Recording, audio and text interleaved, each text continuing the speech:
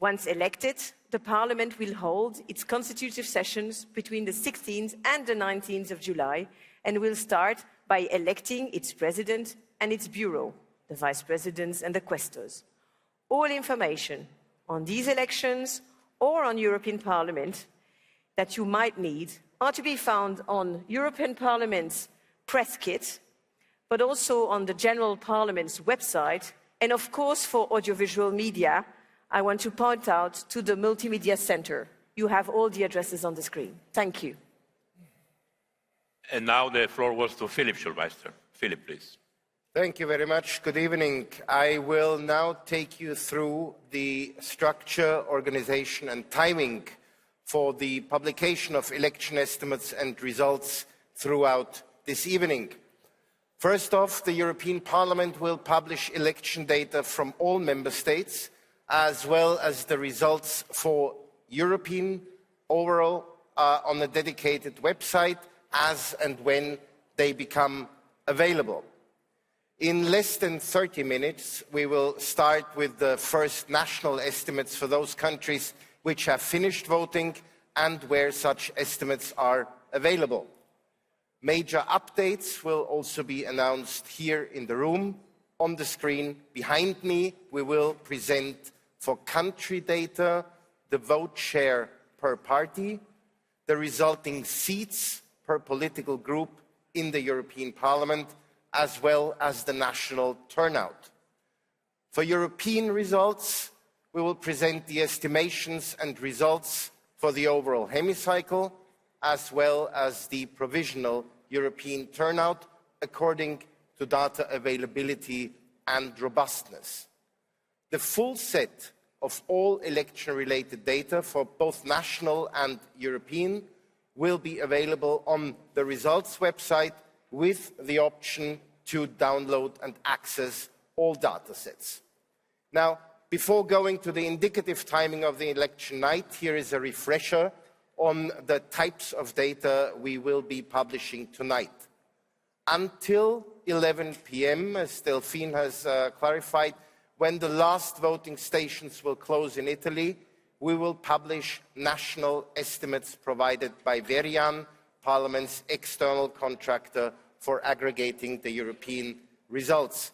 Their estimates are based on publicly available exit polls, estimations or similar non-official data provided by polling institutes and media outlets in the member states. The first hemicycle projection, scheduled for around 8:15 to 8:30 p.m. tonight, will be built with those national estimates as well as the most recent voting intention surveys for those countries where such estimates are not or not yet available. After 11 p.m., with the closing of polls in Italy, the full Parliament projection will be based on official provisional results published by the national election authorities, as well as national estimates for those few countries where official results are not yet available. So, and this brings me for the indicative timing for tonight. Allow me to remind you that this timetable is also included in the press kit. At 6:15, we will start publishing the first national estimates for Austria, Cyprus, Germany, Greece, the Netherlands, and probably also Malta. At 7:15 p.m., we plan to follow up with national estimates for Bulgaria and Croatia. Between 8:15 and 8:30 p.m., we scheduled then the first projection of the full hemicycle, including new national estimates for France, Spain, Denmark. Around 9:15, we shall follow up with national estimates for Poland, Portugal, Romania, and Sweden. After the closing of polls in Italy at 11 a.m., we have a major data shift. 24 national election authorities will start publishing their official provisional results, which will be published on our website and presented here in the room. Together with the national estimate from Poland, as well as a new national estimate fresh in from Italy, we will be able to publish then the first hemicycle projection based on predominantly official election results. Further updates can be expected then shortly after midnight with provisional results for Belgium, and updates here in the room will end around 1 o'clock in the morning with any additional incoming data. The results website will be updated continuously until 3 a.m. in the morning with new data as and when it arrives. And again, let me reiterate that this schedule, both with regards to timing and countries, remains indicative. Last but not least, a few important remarks as to the attribution of political national parties to political groups in the Parliament, and therefore the structure of the full hemicycle projection. That is a snapshot of 2019. Don't get nervous. Any projection and result presentation for the full Parliament throughout the night will be based on the structure of the outgoing Parliament as it was present in April 2024. Now, political parties which had already been represented in the outgoing Parliament will be attributed to the same political groups they were sitting in. And this also includes any group changes notified since the last plenary session until today. Second, political parties which were not represented in the outgoing Parliament, but which now are either official members of a European party or affiliated to a European political party, will be attributed to the political group associated with this European party. For all national parties that are, as yet, until today, neither represented in the outgoing Parliament nor adhering to any European political party, we have created an artificial category called Others, the same way we had already done in 2019. So this is the artificial group where we assemble all these third group of national parties. Any affiliation changes, that is either between political groups or from others to any political group, will be reflected in our projections and presentations only after the reception of an official and written declaration by both the political party and the political group concerned. And with that, I rest my case. Thank you, Jaume. Thanks very much, Philip. I think it's very clear. In any case, there will be press officers in the room ready to assist you if you need more information. After the projections that we will share with you at around 9:30 p.m., you will have the opportunity to listen to statements of representatives of political groups. Please note that we invited all current political groups. Manfred Weber will be here, chairman of the EPP, Pedro Marques, vice president of SD, Iskra Mihailova, vice president of Renew Europe, Philip Lamberts, co-president of the Greens, EFA, Asita Kanko, vice president of ECR, and Mark Botenga for the left. Later, once the first provisional results are published, we will also give the floor to the lead candidates for the presidency of the European Commission, namely Ursula von der Leyen, European People's Party candidate, Nicolas Schmit, Party of the European Socialists candidate, Valerie Hayer, Renew Europe Now candidate, whose presence is yet to be confirmed, Bas Eickhout, European Green Party candidate, and Walter Bayer for the Party of the European Left candidate. Both the heads of political groups and lead candidates will also answer a couple of your questions. We will then provide you with an update after midnight in this same room, and at last, and a last one at 3 a.m. on the results website, as just said by my colleague Philip Schulmeister. We will then see you again in this room tomorrow morning at 11 a.m. And in a few minutes, we will announce the first incoming national estimates. Thank you very much.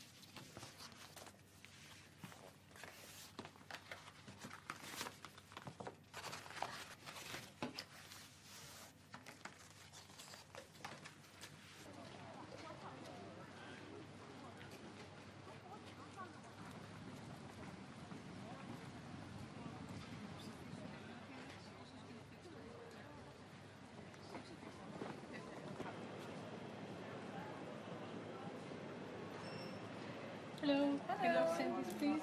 Yes.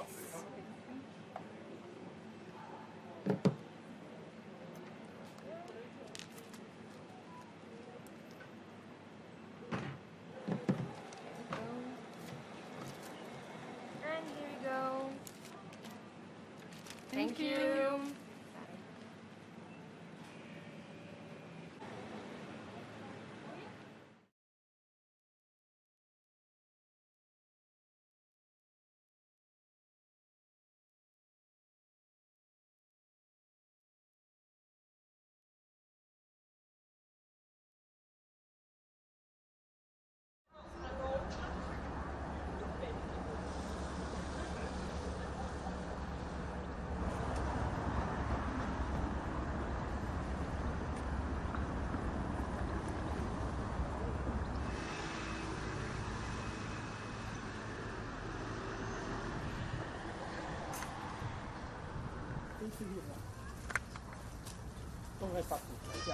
Ja, precies.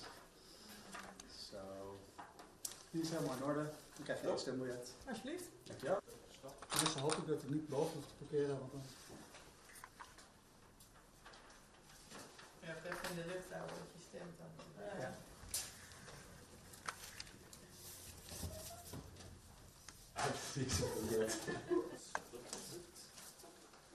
Dankjewel.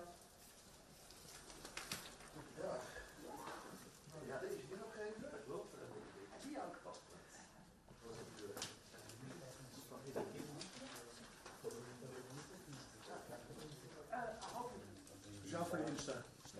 Hartelijk bedankt. Dankjewel. Fijne dag, werk nog. Deze. Er staat ook geen adres op het profiel. Jazeker. Ja. Is dit heel erg om aan beeld te komen? Nee. Nee. Nee, van niet. Ik vind het niet erg om aan beeld te komen. Perfect. Nee. Perfect. Dan vraag ik dus na het stemmen om een vraag dan. Dat mag ook. Dankjewel. Fijne dag. Ja, dank u wel. Stop even. Ik heb toch wel De fietsen staan afgegeven. Ja. instemmen. Alsjeblieft, veel succes. Ja, merci. Goedemorgen.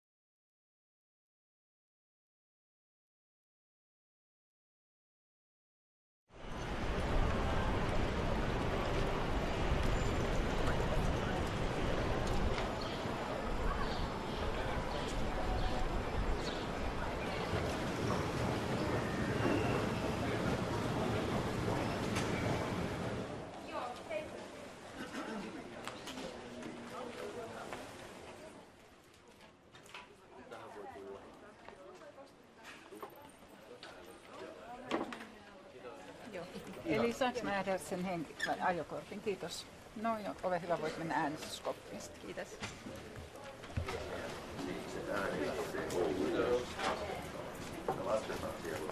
Eihän ollut moni.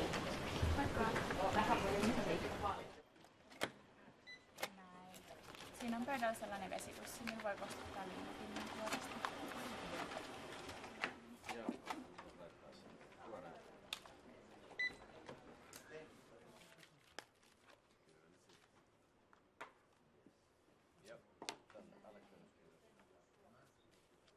Ja sitten vaaliurnaa.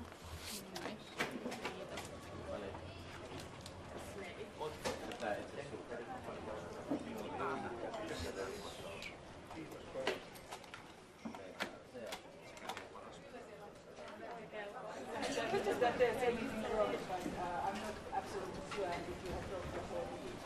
Kiitos. Voit mennä äänestyskoppiin. Kiitos.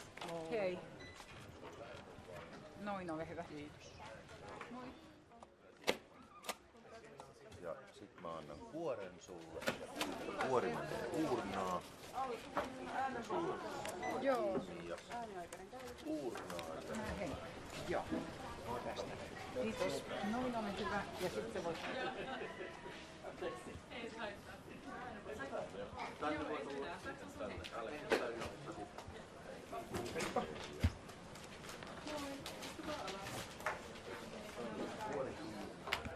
Leivätään sun ääni ja sitten henkilö. Voit sulkea tuon äänen tuonne. Panimaan tän kiinni. Suljetaan tonne maailmaan. Sillailen tässä nyt. Katsotaan se vielä meneekö. Noin, tästä. Kiitoksia. Kiitos samoin.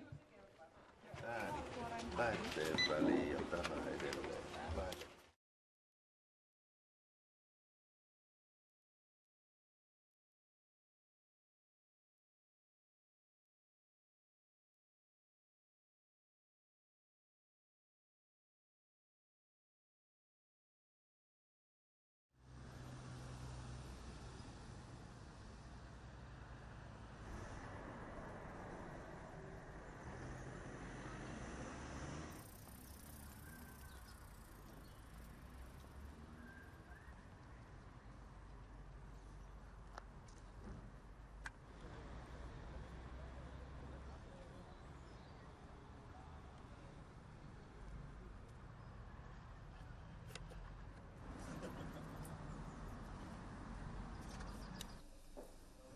Goedemorgen, heren. Goedemorgen. Ga ik weer deze kant. Hij wel.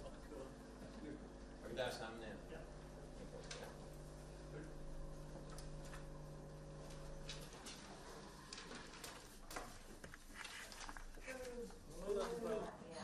Hoe zijn jullie aan het adres van de molen gekomen eigenlijk, heren? Succes, bro.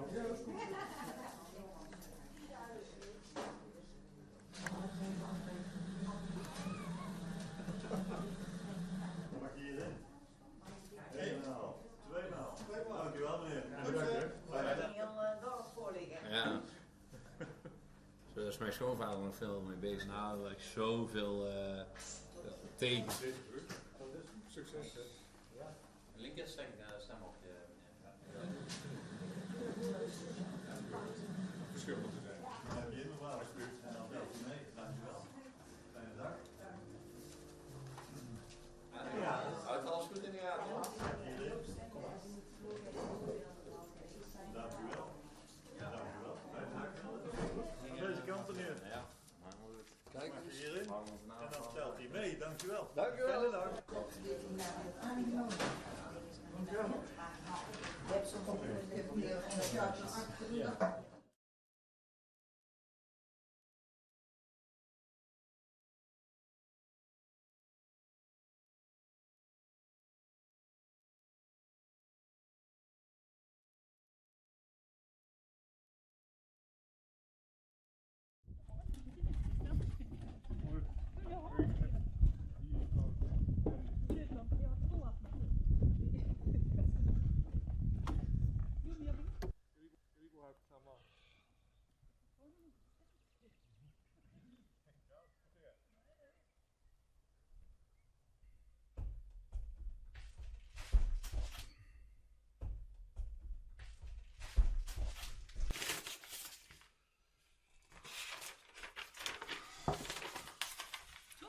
Får vi titta här. Jag har ingen aning. Stockholm. Det är du? Distrikt 20. Ja, okej. Vi är 988 i... Också vägen.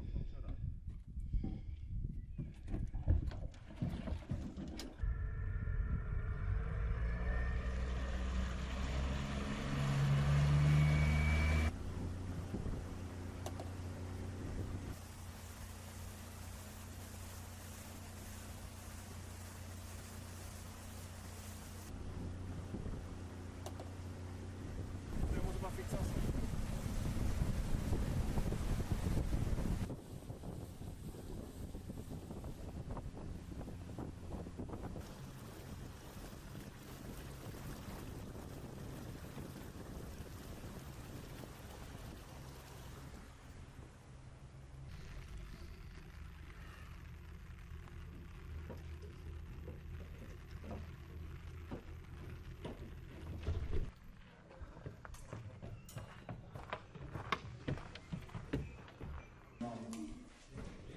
Man kändis mer än vanligt.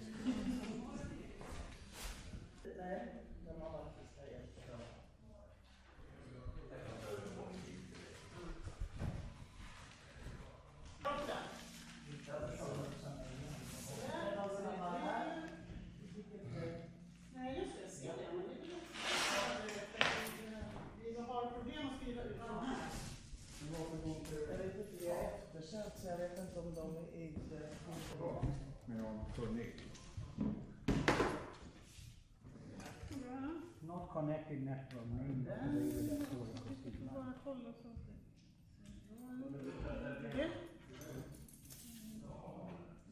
Ja, för det var ju bara sladden in här. Så... 988.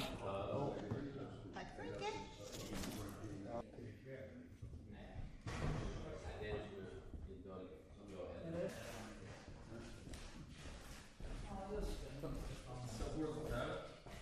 Det finns linsstiftar.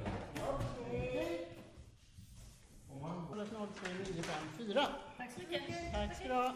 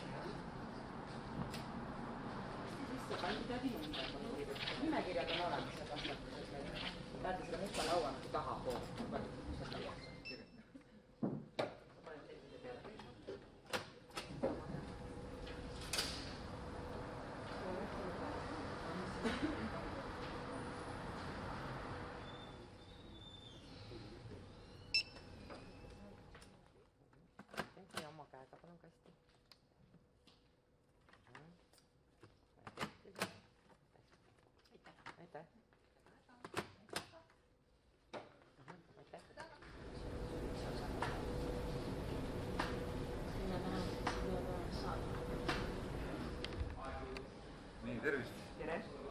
Tuleks teada taas koju ära ja ei, miks? Praegu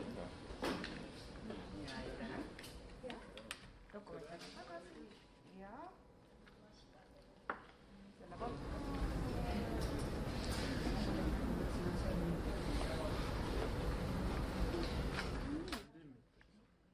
panen templi peale ja oma käega siis panen. aitäh teile! jah, kõike head!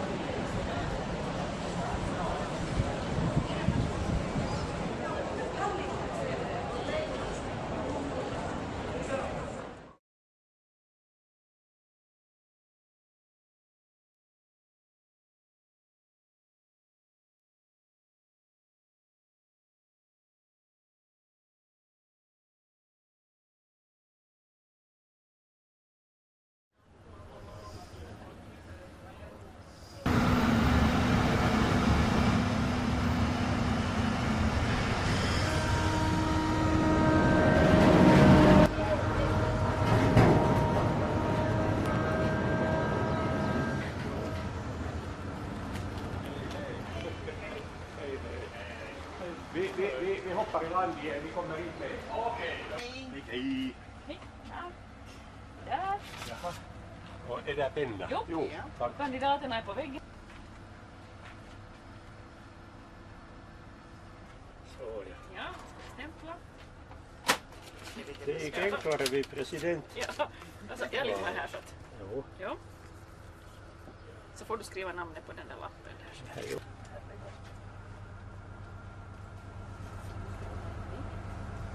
Ja. Jag får vara där. Ja. Så får du lägga in i kuvert. Ja.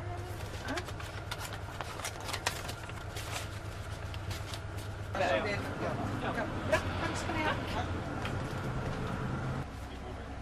Ja. Och sen får du det här. Snabba så här. Stämpla där. Så får du lägga in i kuvertet.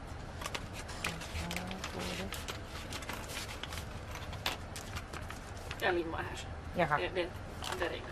Sen får du skriva ditt namn. Ja. Där.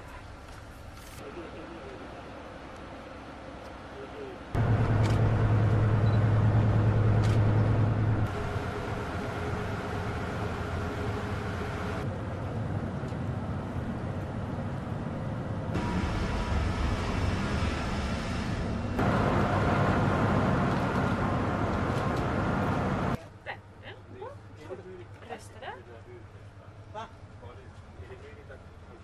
Ja. Så får du lägga in det där. Va? Din hemkommun är Kimitoön? Det är Kimitoön. Ja, Jo, jag är skriven här.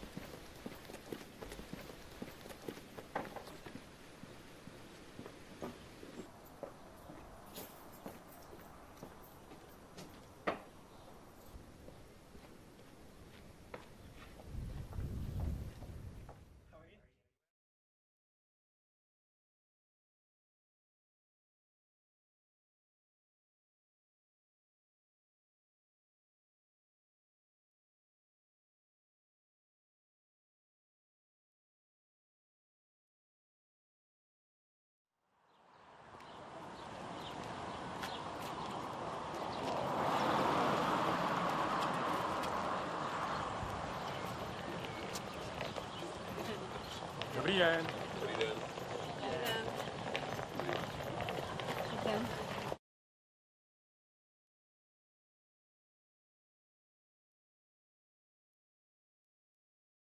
Binnengelopen de bruid.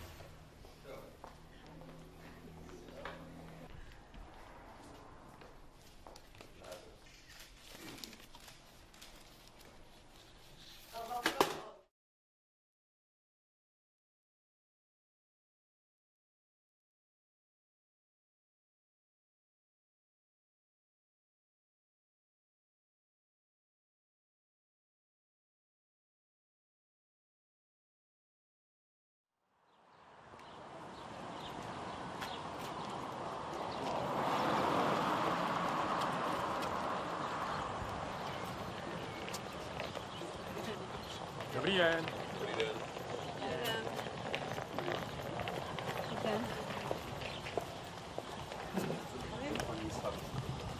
Ahoj. Evi.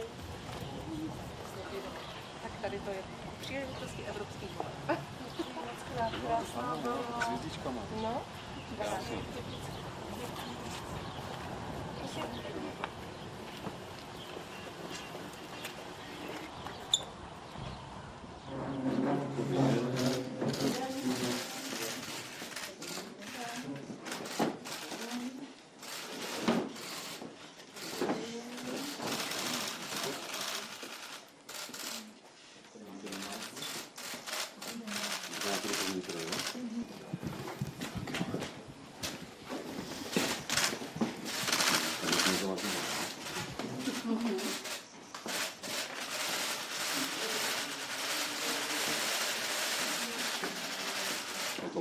Děkuji.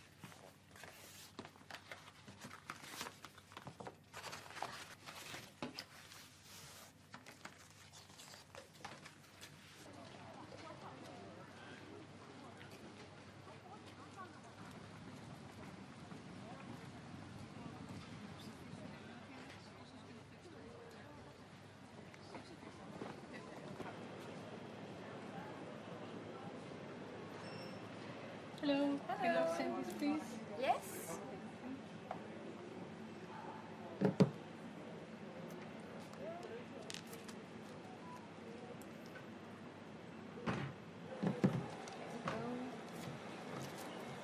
And here we go. Thank you.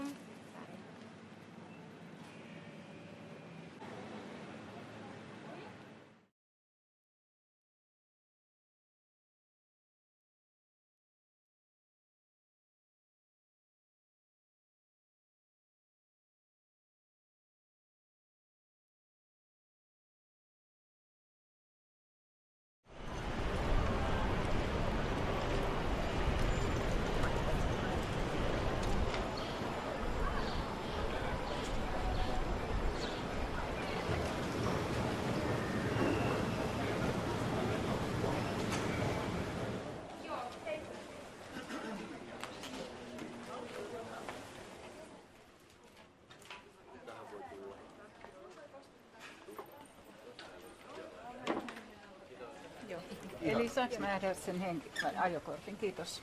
No joo, ole hyvä, voit mennä äänestyskoppiin. Kiitos.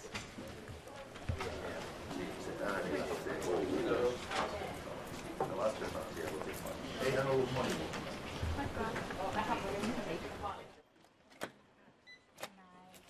Siinä on pöydällä sellainen vesipussi, millä voi koskettaa liinapinnan puolesta.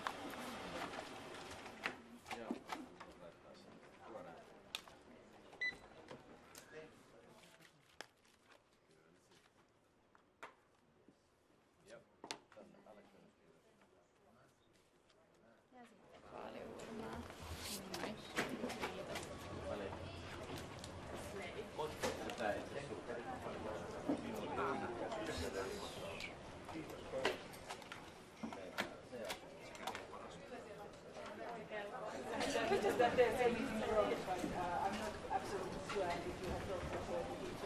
Kiitos. Voit mennä äänestyskoppiin. Kiitos.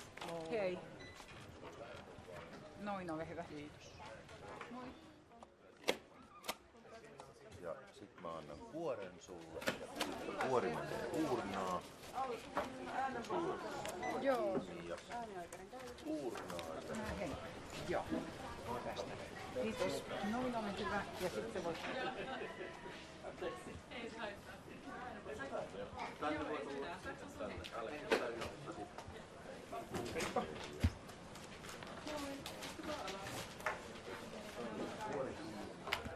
Leivätään, että on ääni. Ja sitten Henkka. Jos voit sulkea tuon äänen tuonne. Panimaan tän kiinni. Sultaan tuonne maailmaan. Sillaile tässä nyt. Kato, se vielä meneekin. Noin, tästä. Kiitoksia. Kiitos samoin.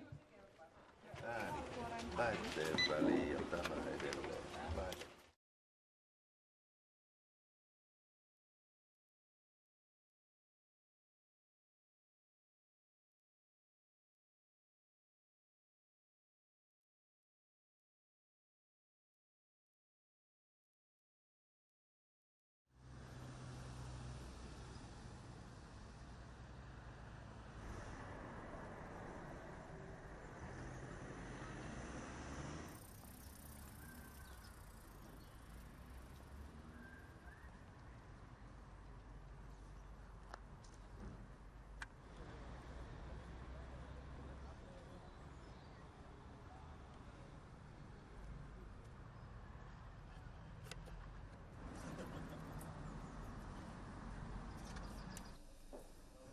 Goedemorgen, Jörg. Goedemorgen. Ga ik weer deze kant? Hij wel. Kan ik daar staan, meneer?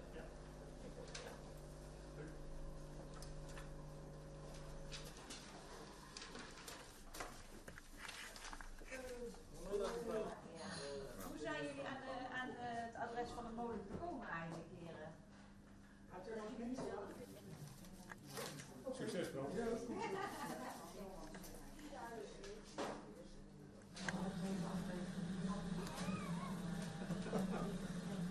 Mag je hierin? 1,5. 2,5. Dankjewel, meneer. Bedankt, hè. Heel dorp voorliggen. Ja.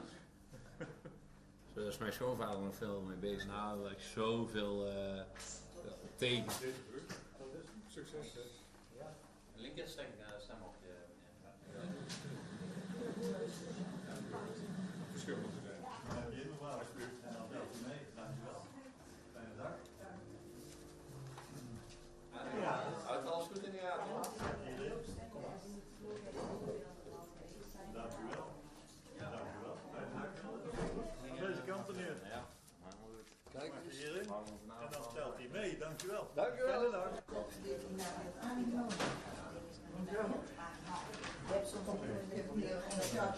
Ja.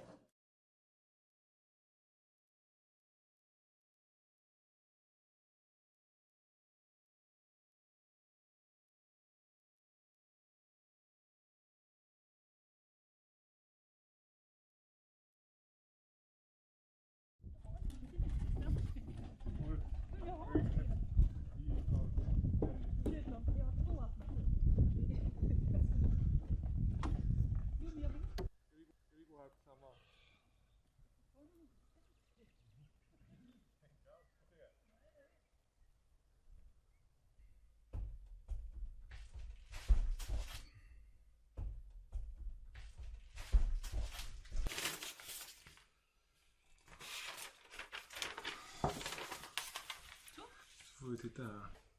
Ingen aning. Stockholm. Det är du. Distrikt 20. Ja, okej. Vi är 988 i... Oxevägen.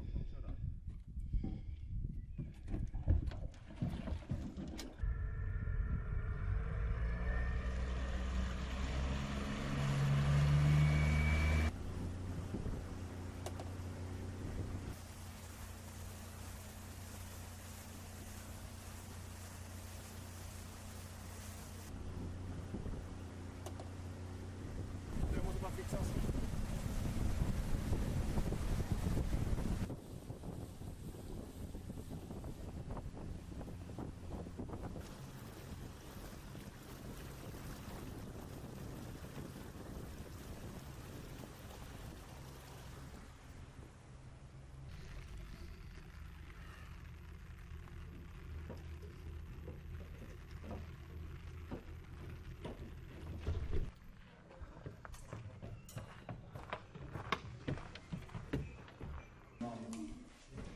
Blir man kändis mer än vanligt?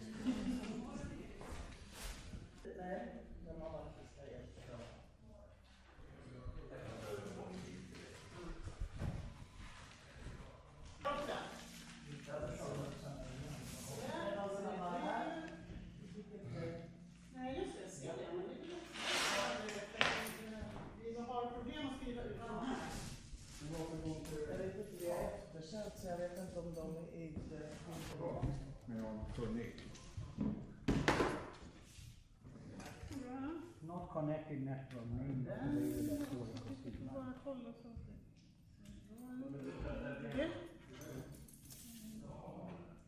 Ja, för det var ju bara sladden in här. Så... 988. Tack så mycket.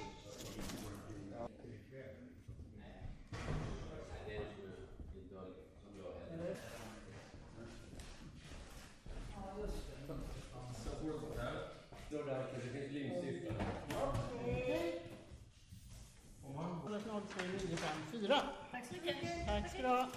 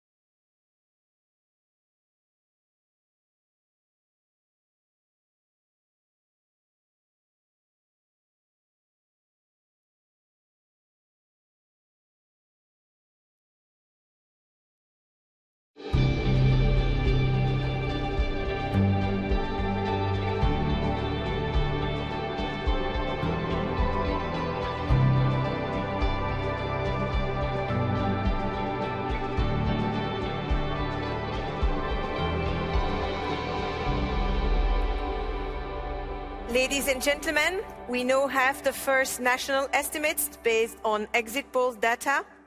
We will let you know each time these appear, but you can also consult these results on the election website. Please remember that these are estimates only, based primarily on exit polls. Here we have the following countries: Austria and Greece. Note that for these countries, we have not received data for provisional turnout at this stage. Cyprus, Germany, the Netherlands.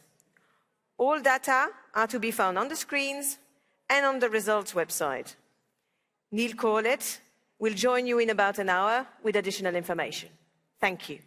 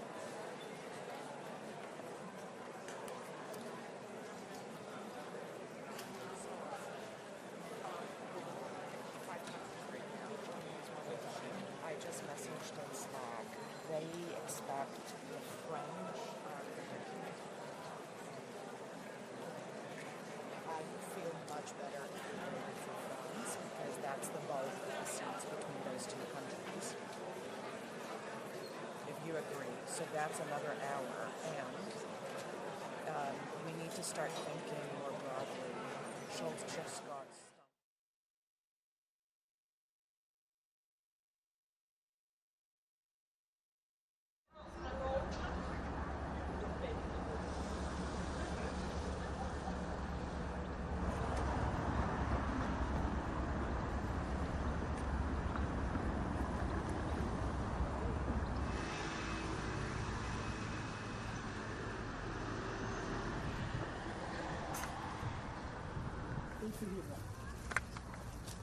Kom maar pakken. Ja, ga maar. Ja, precies. Zo. Die is helemaal in orde. Dan krijg je het stembiljet. Alsjeblieft. Dankjewel. Mensen hoop ik dat ik niet boven hoef te parkeren, want dan... Ja, ik heb in de lucht houden dat je stemt dan. Ja. Precies, stembiljet. Alsjeblieft, dankjewel. Ja, deze is nog geen werk, wel. Die aangepast.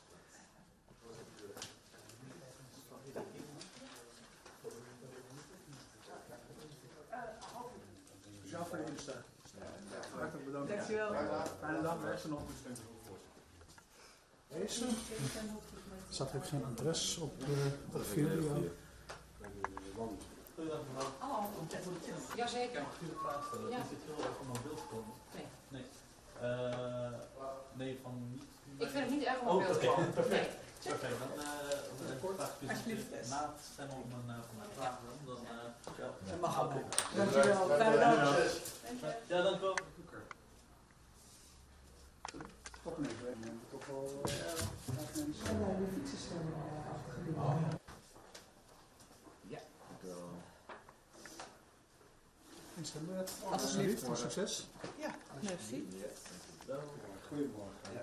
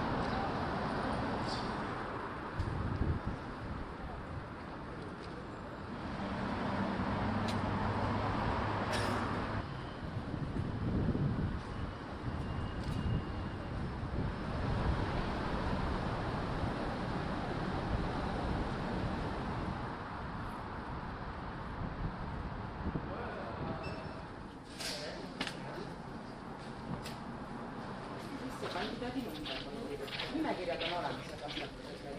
Päätin sitä mustan lauan tahaa pois.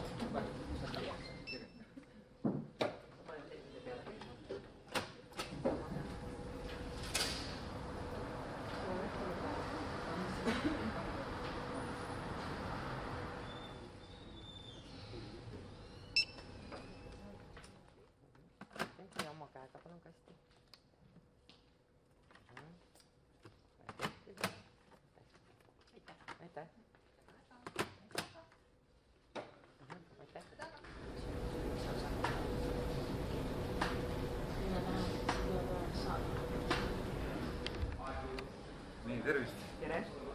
Tuleeko teillä taas puheenvuoroja? Ei, miksi? Katsotaan. Ja. Dokumentti takaisin. Ja. Siellä on.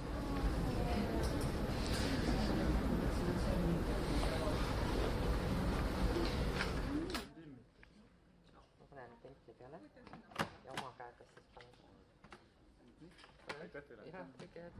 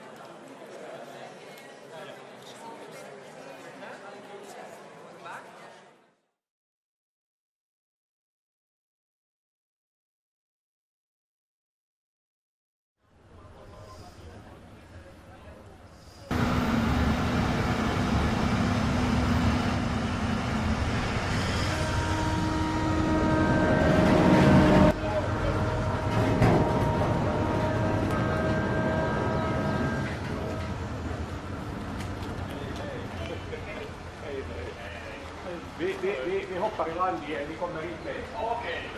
Hej. Hej. Ja. Där. Jaha. Och är det penna? Jo. Tack. Kandidaterna är på väggen. Så ja. Ja, stämpla. Det gick enklare vid president. Ja, alltså jag ligger här så att... Jo. Jo. Så får du skriva namnet på den där lappen där. Jo.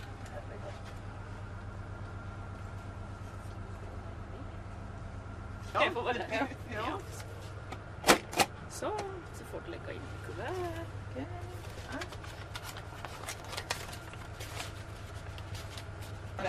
Ja. Ja. Bra, tack ska ni ha.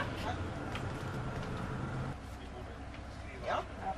Här och sen får du det här. Snälla varsågod. Så här. Stämpla där så. Så får du lägga in i kuvertet.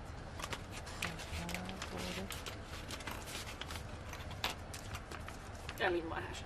Jaha. Det där är inga sådana Sen får du skriva ditt namn. Ja.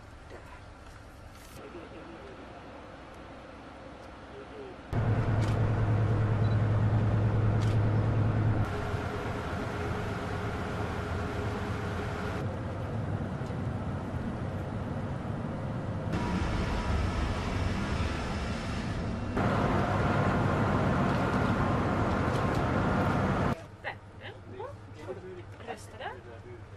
Va? Ja. Så får du lägga in där. Va? Din hemkommun är ju Kimitojen? Det är Kimitojen. Jo, jag är skriven här.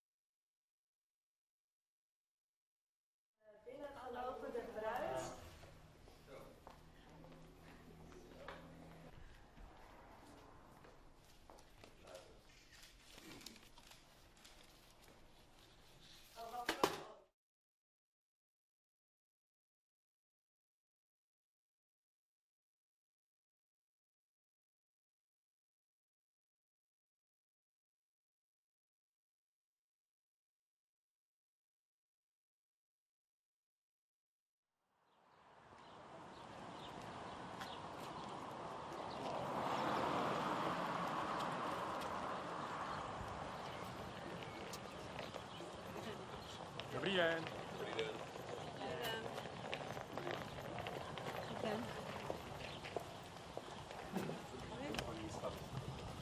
Ahoj. Evi. Tak tady to je příležitosti evropských voleb. Moc krásná volba. S hvězdičkama. No.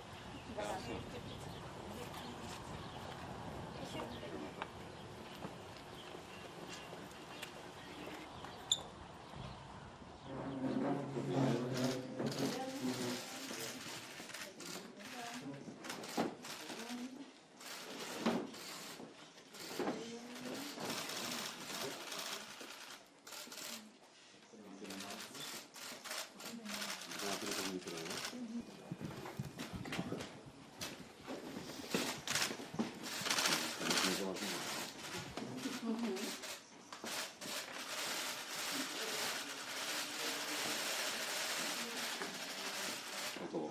Děkuji.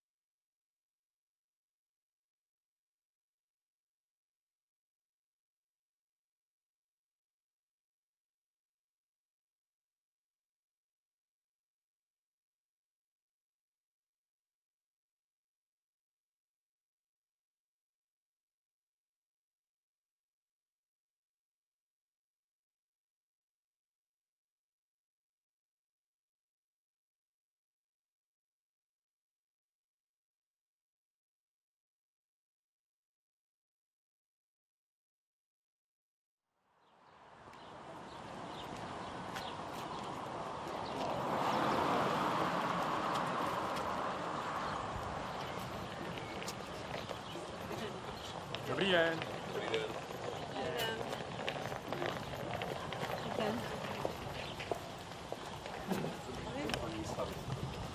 Ahoj. Evi. Tak tady to je příležitosti evropských voleb. Moc krásná volba. S hvězdičkama. No.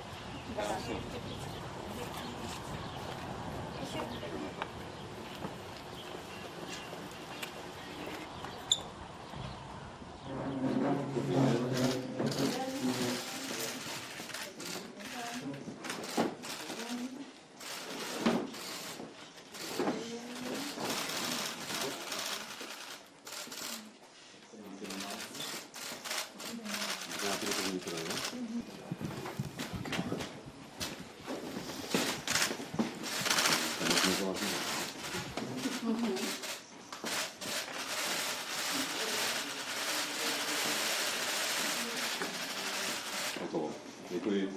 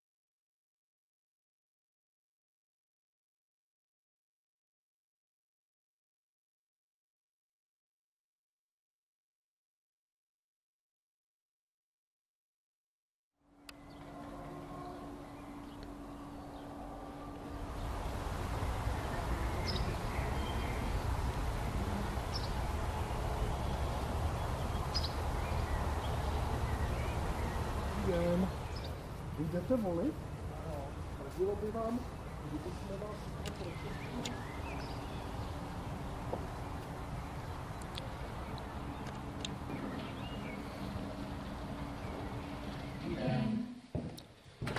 Děkuju. Prosím. Najednou šíleně, prosím. Karol, máčka. Díky.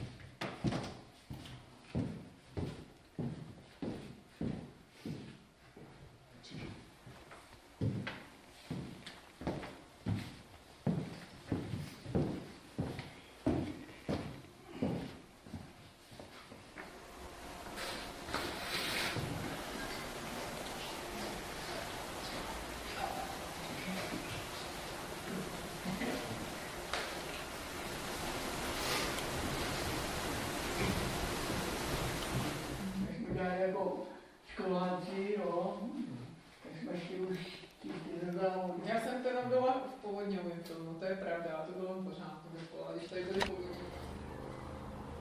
Vás tady láká to prostředí, že jo, v tom skanzení. Oni jsou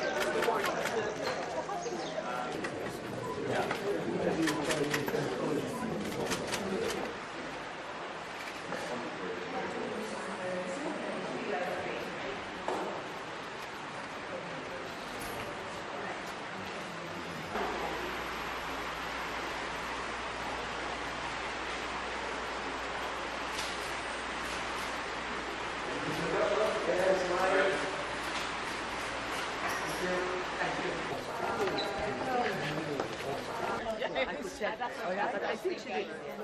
Just for you, Bart, Yes, I think so. Ciao Vivian, good luck. Ciao, thank you very much. Good luck to all of you.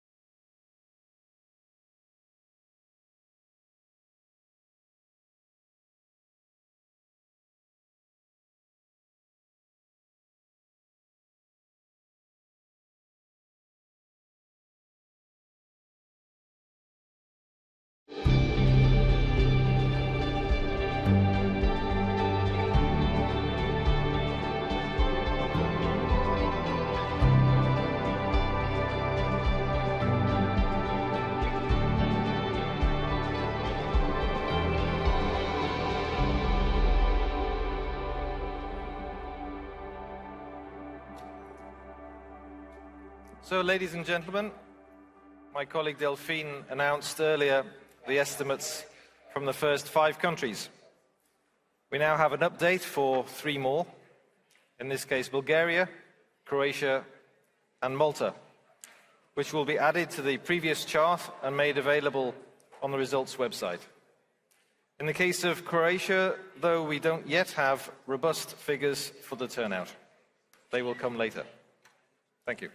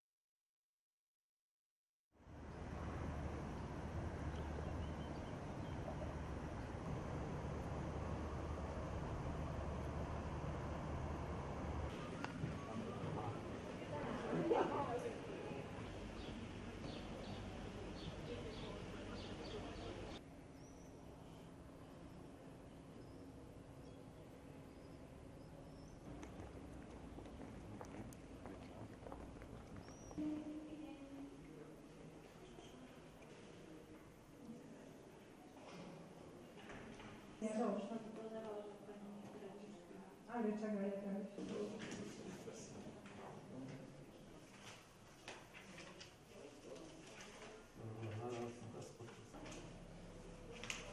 A už je nějaký.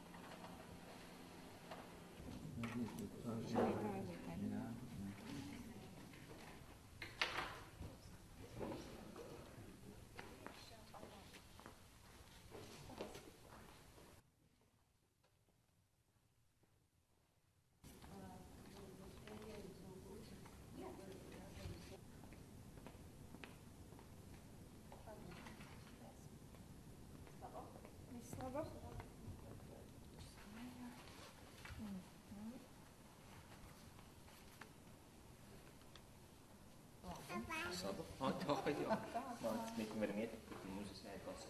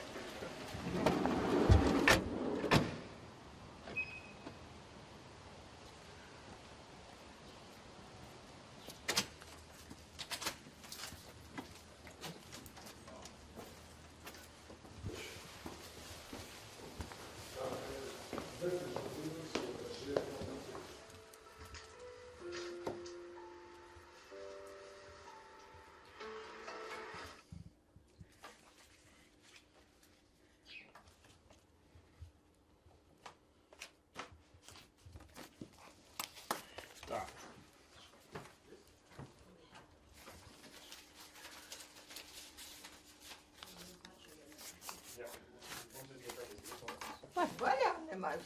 No, slepe na šatle.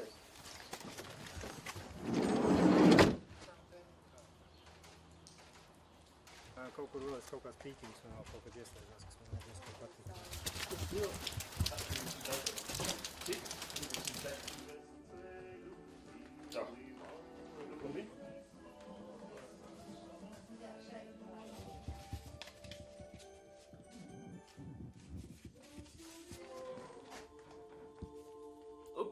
Doe het lang.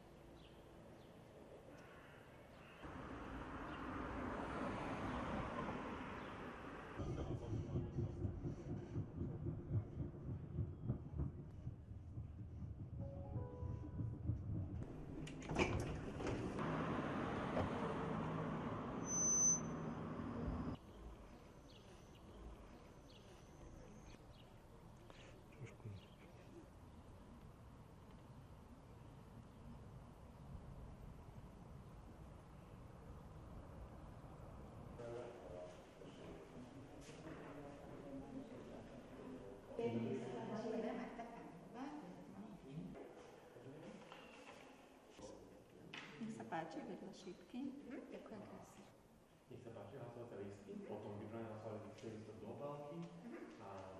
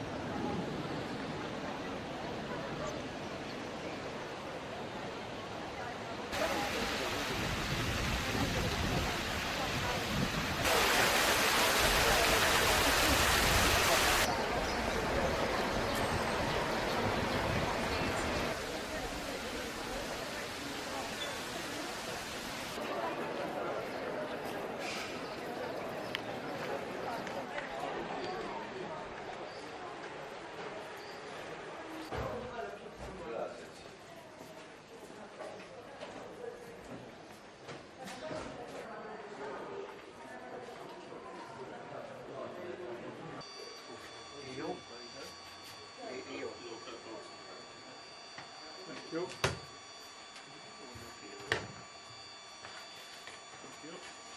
Thank you.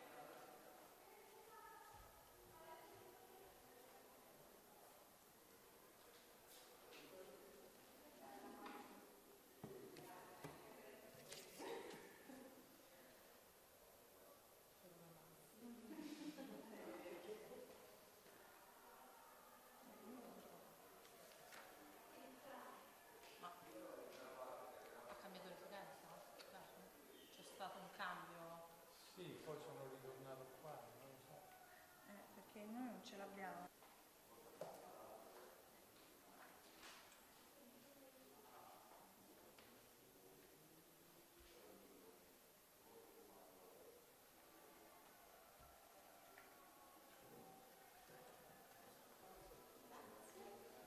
Eccola.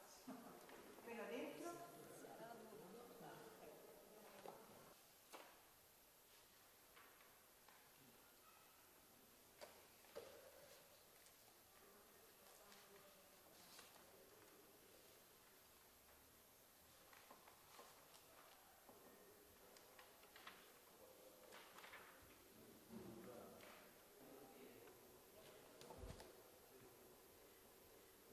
Dai, se fa questo...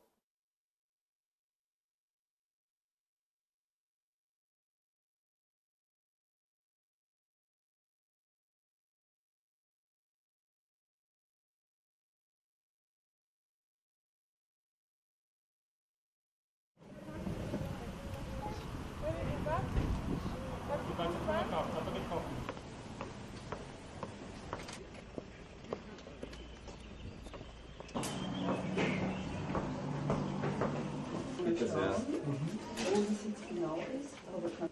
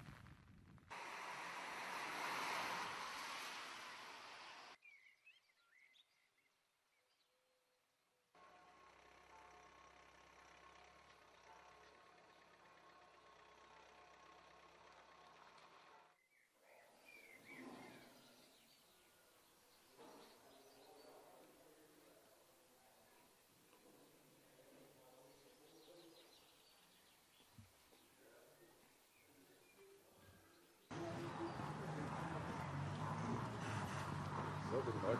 Das wird genau.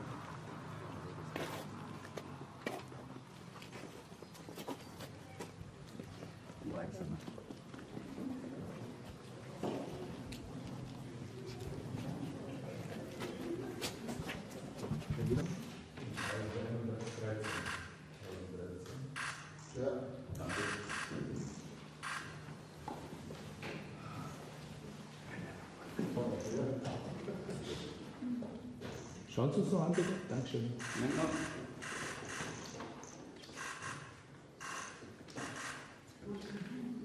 Sehr gut. 3, 2, 1. Kann Genau. man noch einmal alleine reinkommen? Dankeschön. Einmal alleine reinkommen? Dankeschön.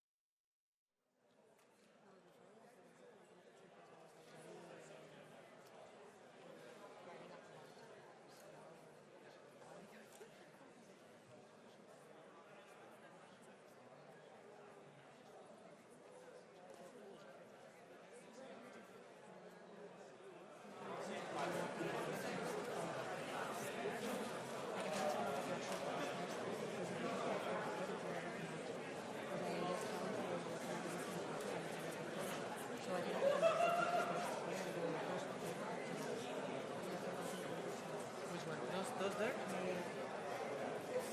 Do you want to go there? Take photos? Do you want to take photos?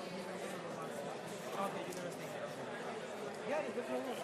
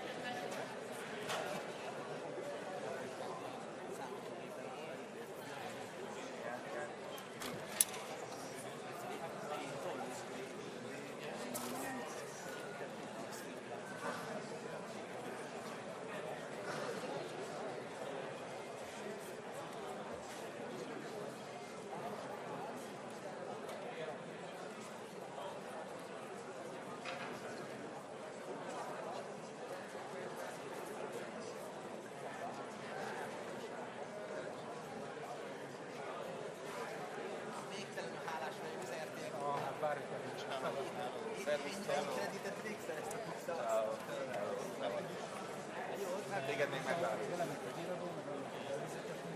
Most egy kis izé. Most a Labival egy hosszabb interjút.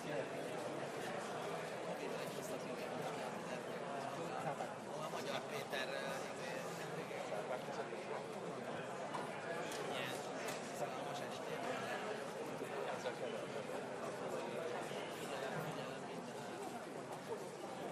Holnap még itt vagytok. Ha jöttek van.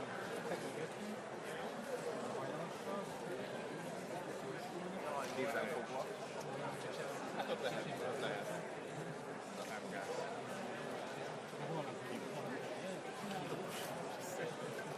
Tegnap nagyon most és tényleg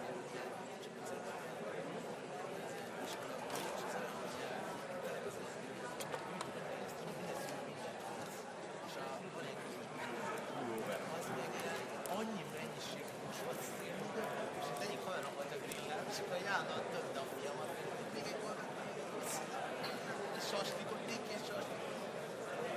Oda kintről kell menni, ugye? Föl kell menni a negyedikre. Hát ez csak.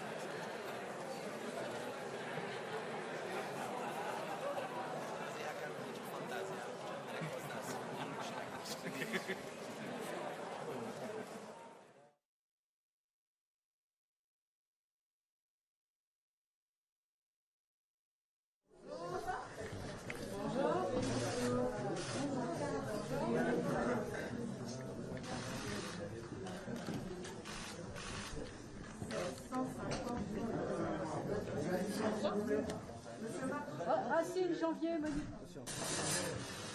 Quel numéro?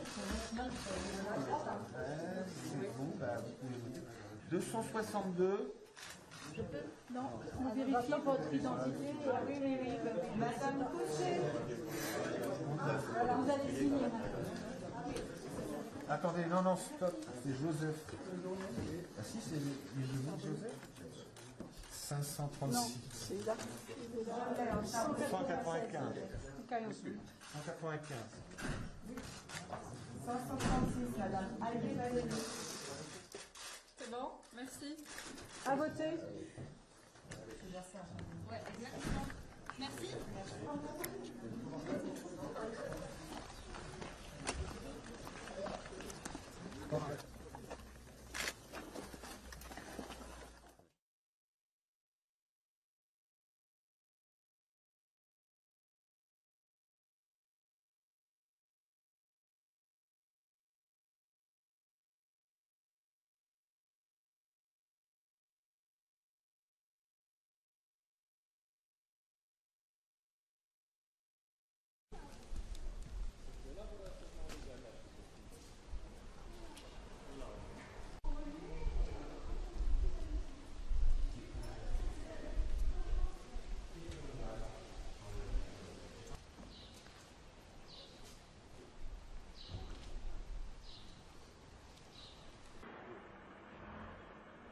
Nein.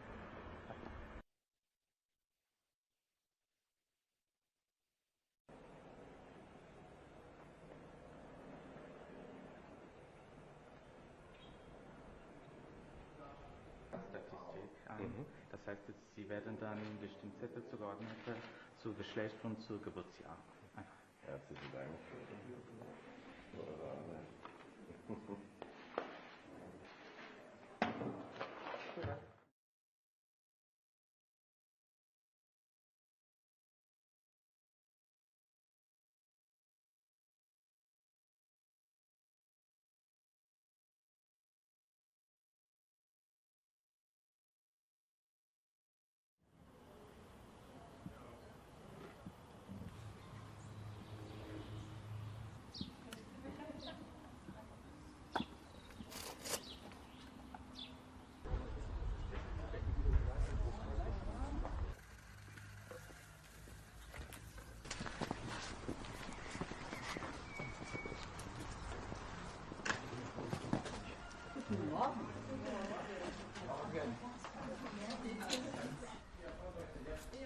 Es genügend kommen.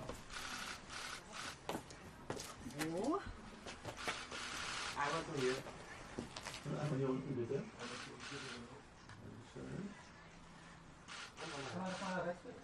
So, Runde rein. Jetzt aber, jetzt wird's Sekunde ernst. bitte. All right.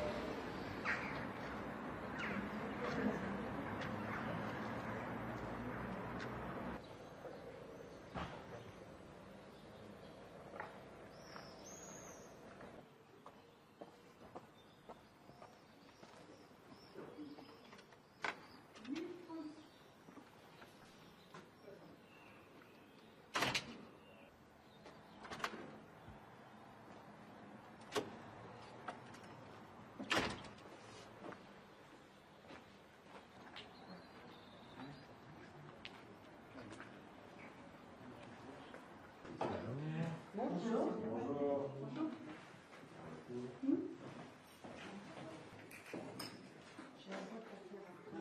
Merci. Merci madame. Au revoir, bonne journée. C'est rue ou à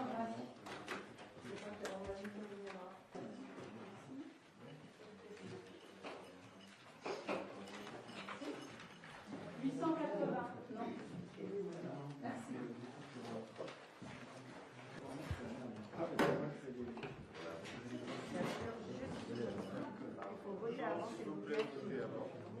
On va voir, hein, je vais vérifier. Merci, bon dimanche. C'est vrai que ça fait pas, ça paraît. Merci.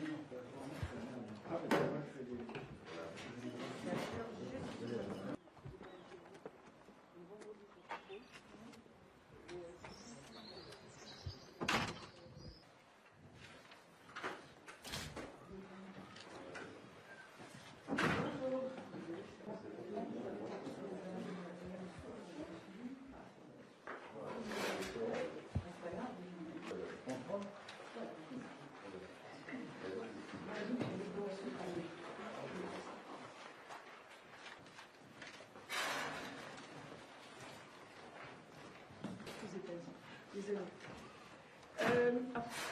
C'est un 1168 à conserver dans la tête, mais en détaché. C'est le détaché. Le N-E-U. 26 06 88. À voter. Et vos papiers. Merci. S d'abord. S d'abord, C après, H après. Merci.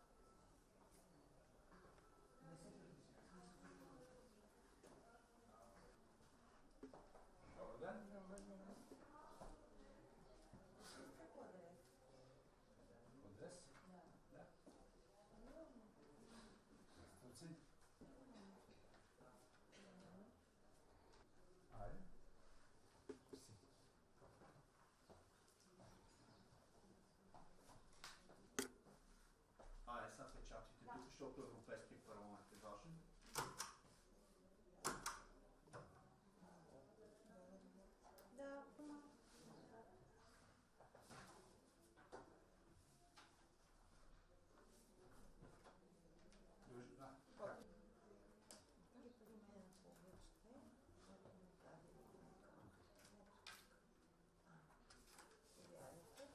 Добре.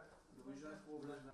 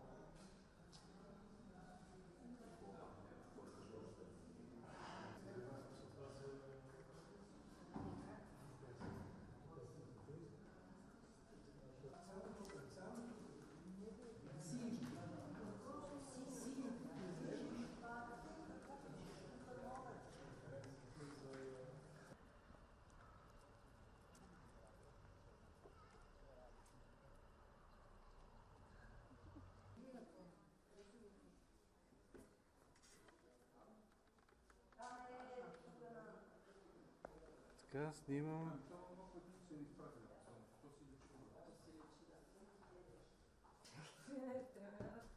Се концентрирала.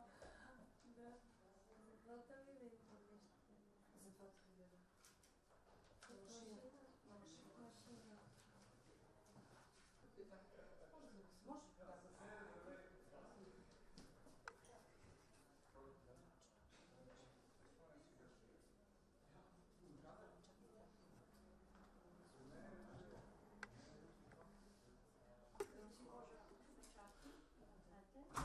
Тази е дългата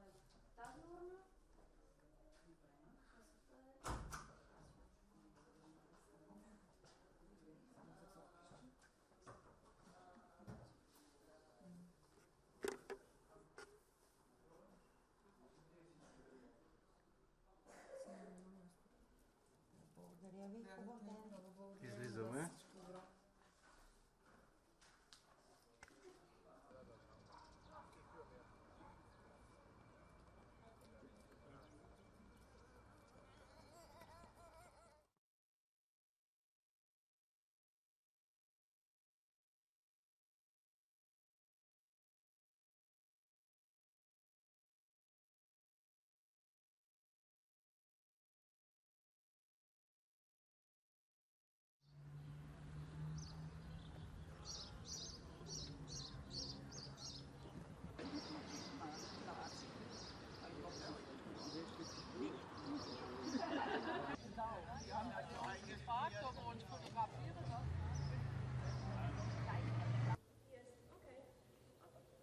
Okay, so are you on the ground floor or are you on the first one?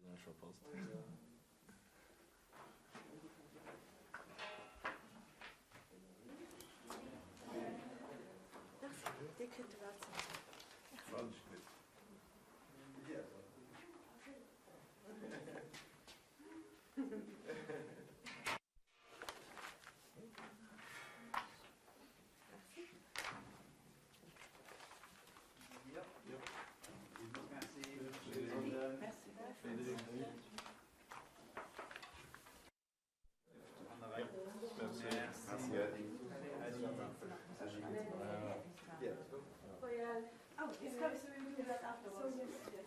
Anders gelift.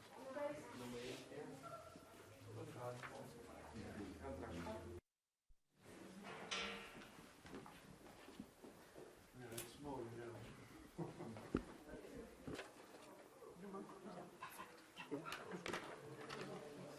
Merci. Voilà.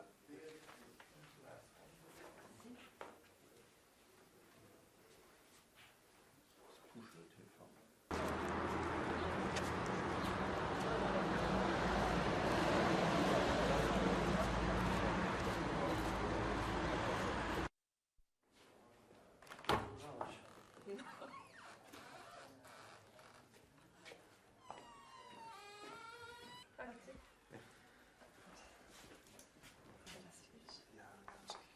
Merci. Merci.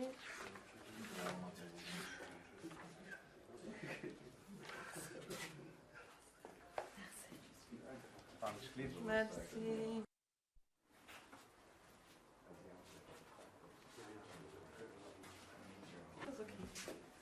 Mooi.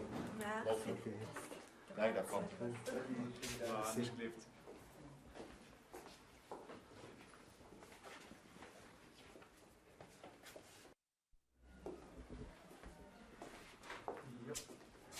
Merci. Perfekt. Merci. Merci auch. Schöne Sonne. Merci gleichfalls. Schöne Sonne. Merci gleichfalls.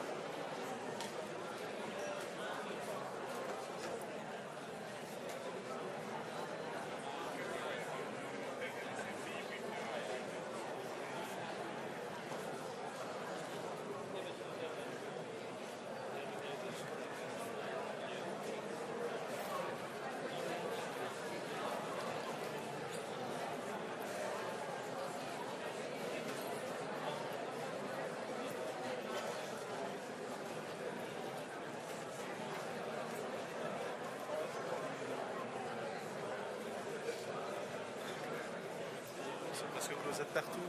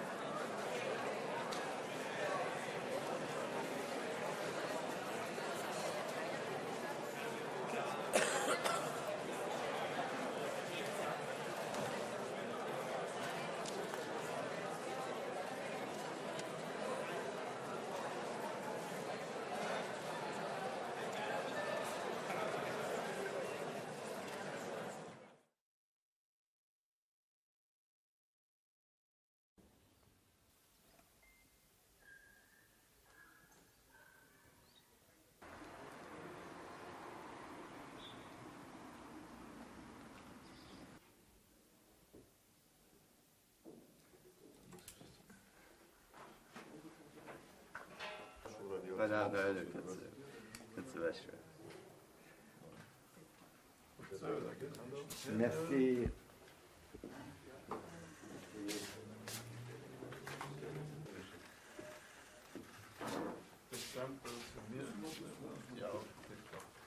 Okay. Voilà. Merci. Ciao, Scinda.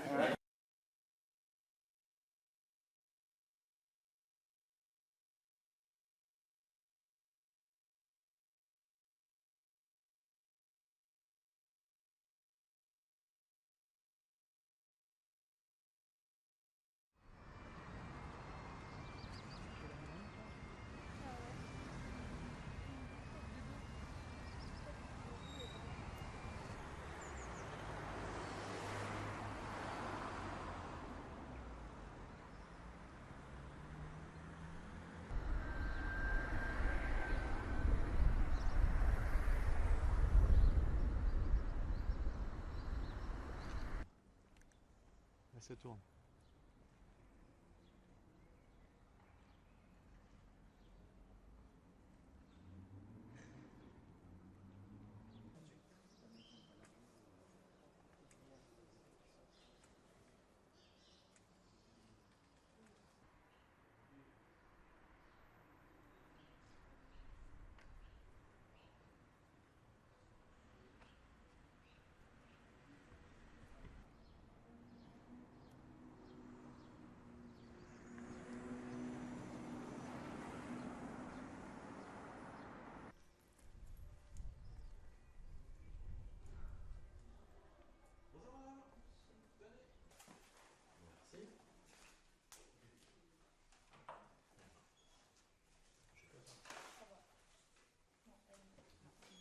Ah, voter. Oui, c'est ça. Ah oui, c'est ça. Non, mais les séries. Ah, bah oui. C'est une Ce qui fait qu'on avance moins vite. Merci.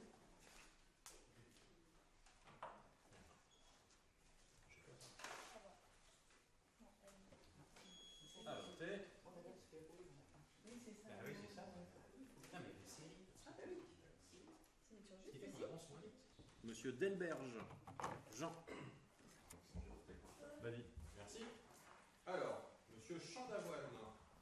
Tête numéro 230. Chandavoine.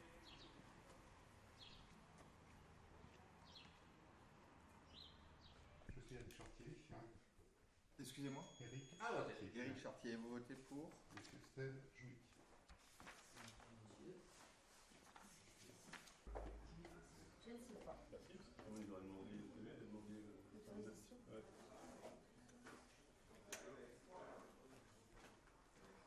Mais oui, je trouvais ça bon. À voter. Et ta première page. Et c'est monsieur le tout premier. Et c'est monsieur Chartier qui vient, c'est ça? C'est ça. C'est bon, vous pouvez voter. L'urne est ouverte. Ça va être sur le deuxième. Oui, fini juste ici. Bonne journée. Bonne journée. Au revoir.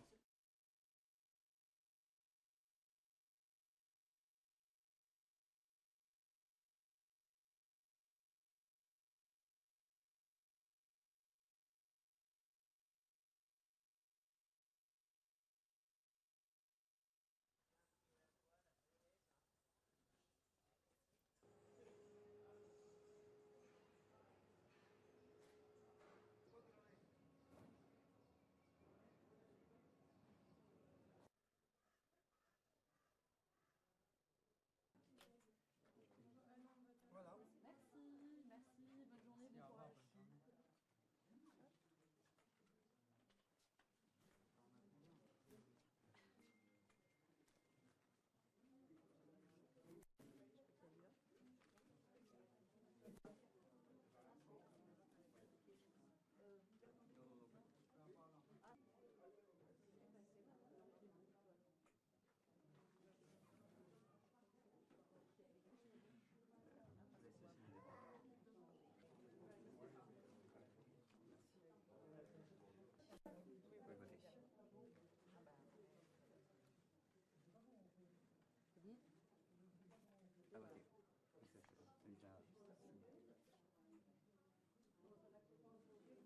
Vous pouvez nous aider ce soir au dépouillement? Ah non, je serai occupée. Merci beaucoup. Il n'y a pas eu. Non, je passe devant, ouais. Là, on va.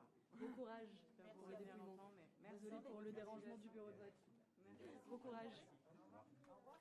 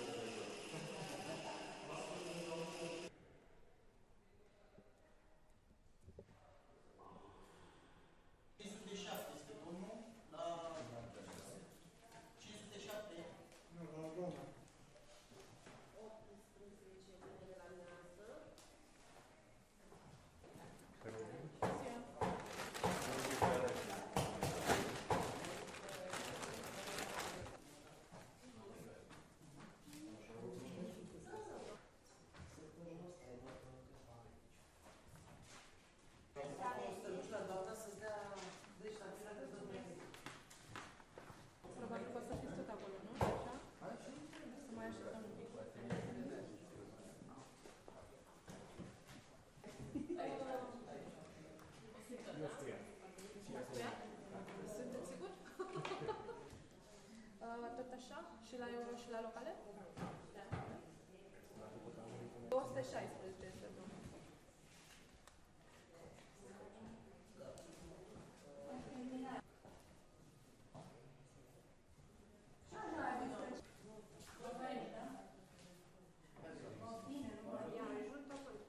Consiliul General. Consiliul General.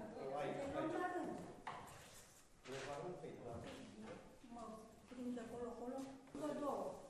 Aici este general, cel din dreapta. Deci ăsta e aici?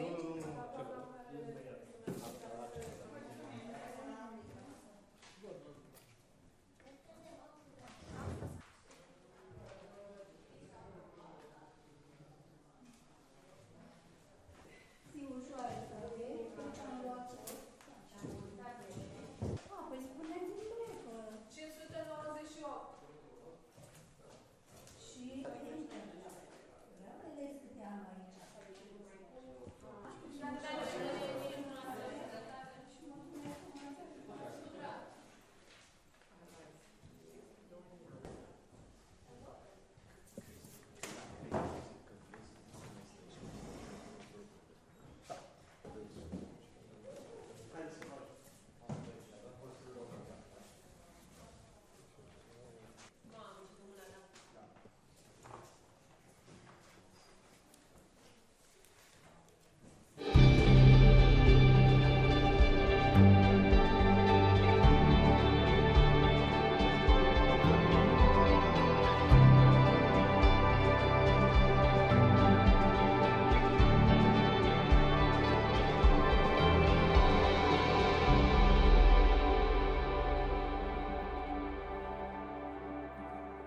Ladies and gentlemen, Roberta Metsola, President of the European Parliament, will now join us at this very European point of the evening.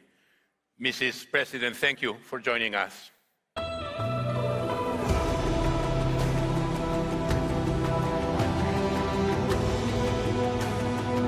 Good evening to you all. Welcome to the European Parliament and this European election night 2024. Current and future members of the European Parliament have been campaigning intensively over the last weeks, accompanied by our institutional campaign under the banner "Use your vote or others will decide for you." Over the last days and still tonight, 360 million Europeans have a say on which direction the European Union will take in the coming 5 years. I hope as many people as possible make use of this right, responsibility and opportunity.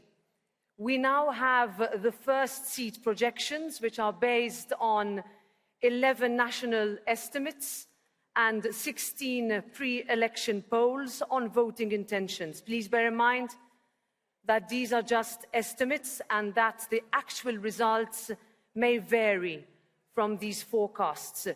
Europeans are also still voting, so this is really just a first projection. We will have the provisional results after 11 o'clock this evening, but rest assured that we will keep you updated with any information that we have throughout the evening. Later on, we will also have the representatives of the political groups on this stage and the lead candidates to be the next president of the European Commission. So I'll leave it at this for the time being, and if I can already now say that here on the screen is the first seat projection of the 10th legislature of the European Parliament.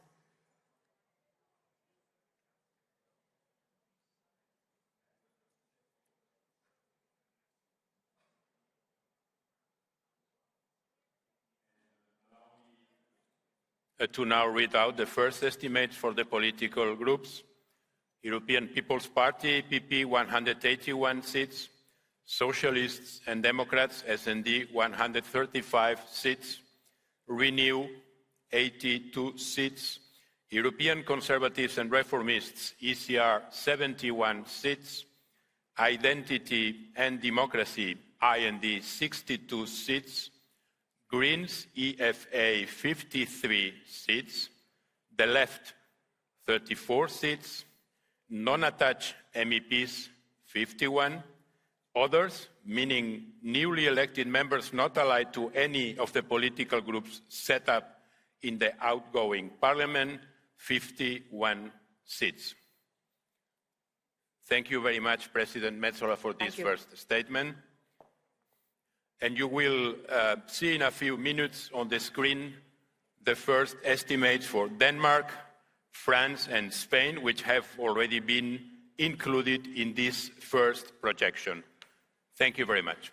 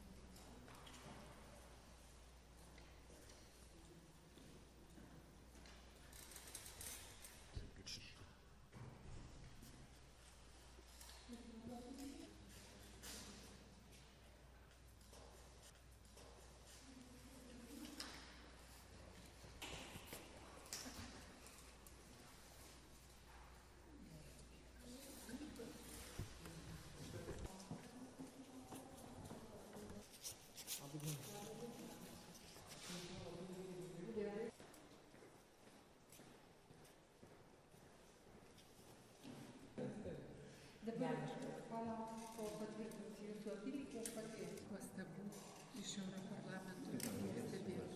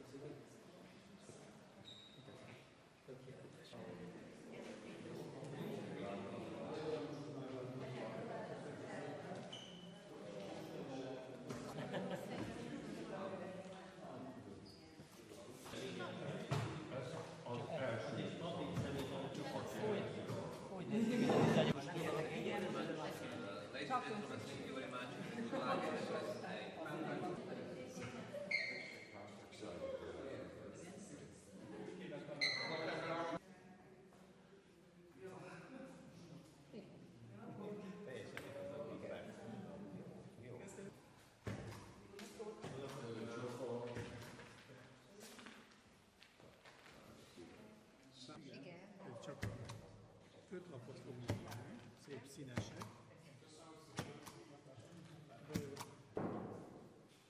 Egyébként az IMS, mint a most a szöveg brüsszeli hírügynökség.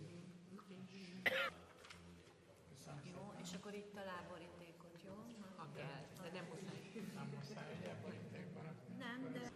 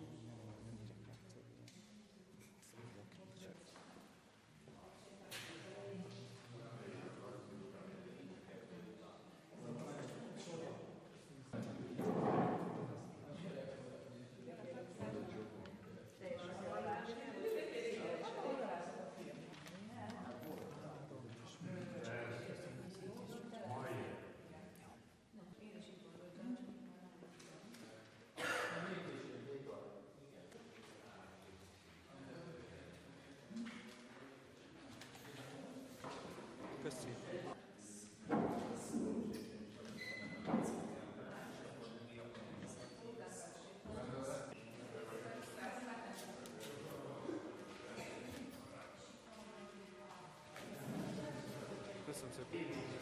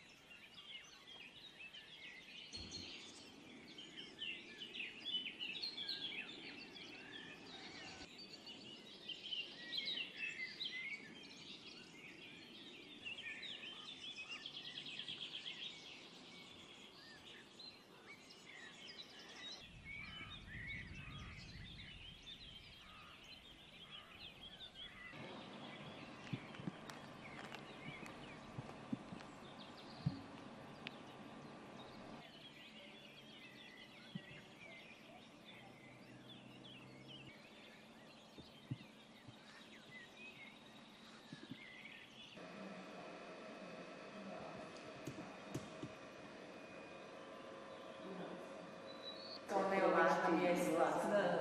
Ja ne znam, u birtiji neko nešto. U crkvi, da.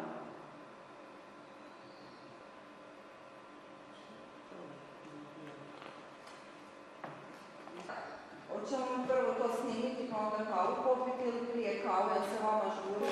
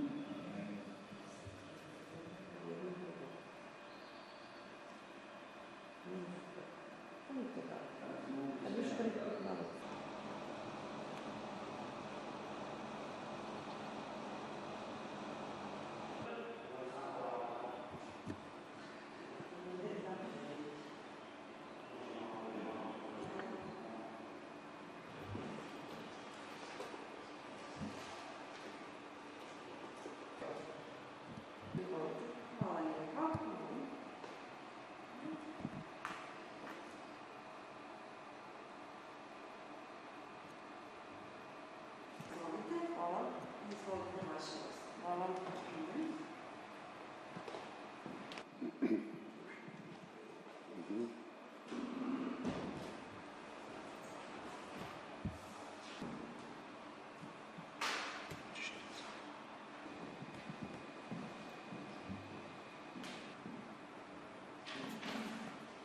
Do kraja.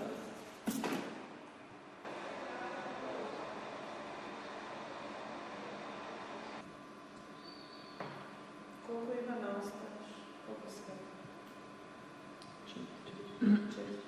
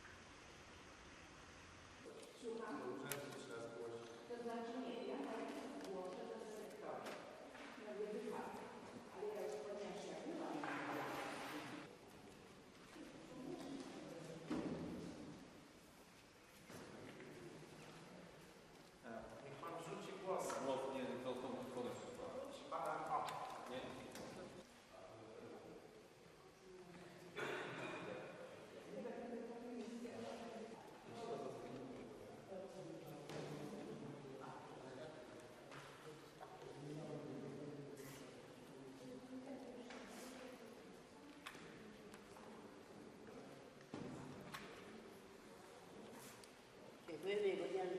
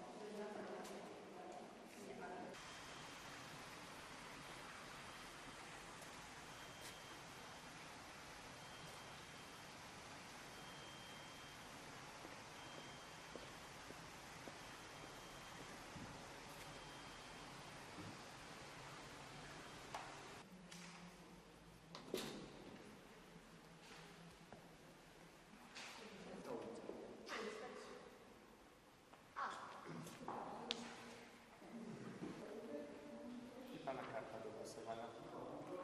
Dziękuję bardzo. No moja ocena ciekawość. No to jest moja lista.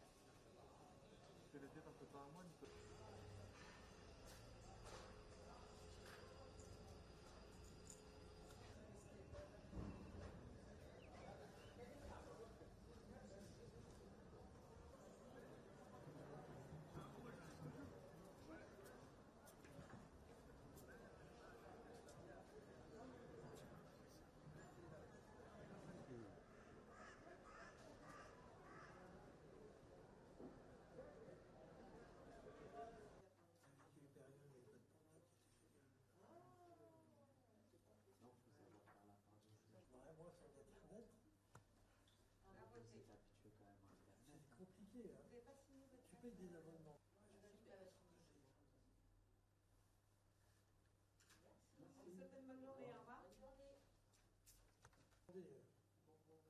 Mais sinon, on ne peut pas. Parce qu'on avait posé la question, il faut que tu relises ta surprise. Est-ce que vous seriez disponible ce soir pour faire un débriefing? C'est du travail. Oui, C'est du travail, là? Vous travaillez de nuit? Très bien. Mais dans tous les cas, moi j'ai une information. Ah oui, vous allez au travail. Oui,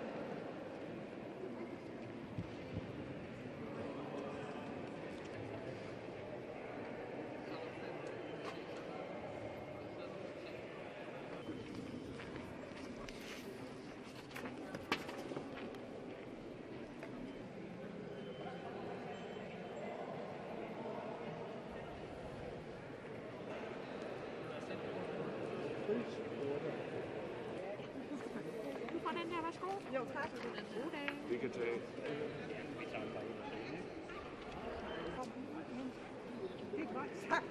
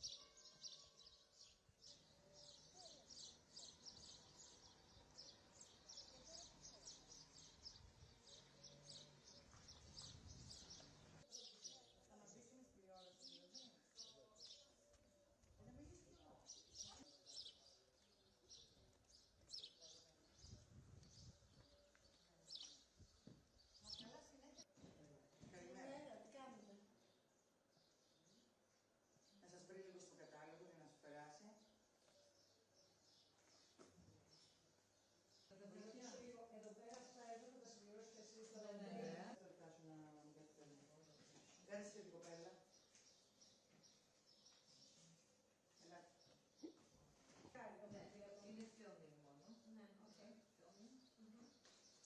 Quella è più psicografica, non ho il prossimo psicografico. Ne sarà. Questo che da tutta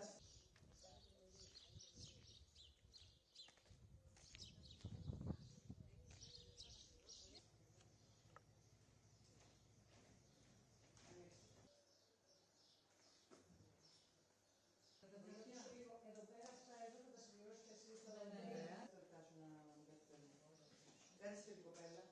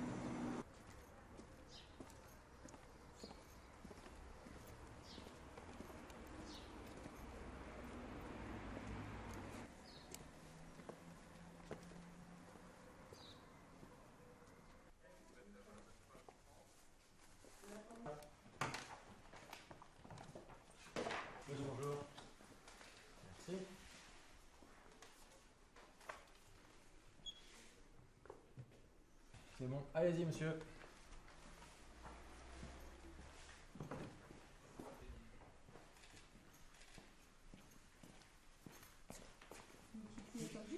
Voilà. Merci. Voilà, monsieur. Bonne journée. Merci, bonne journée. Au revoir, monsieur. Madame.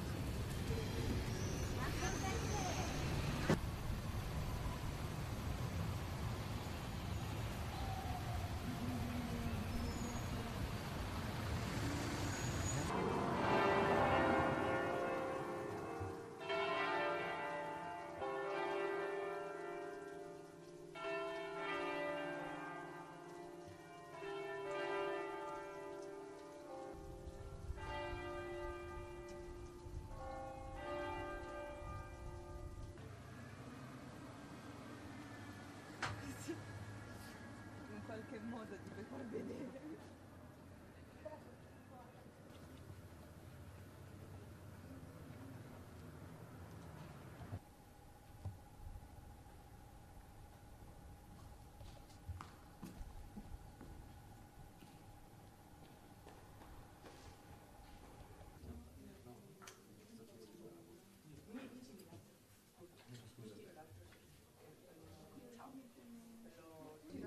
Ah, me l'hai girato? Tu l'hai detto? No, sì, questo è un distacco.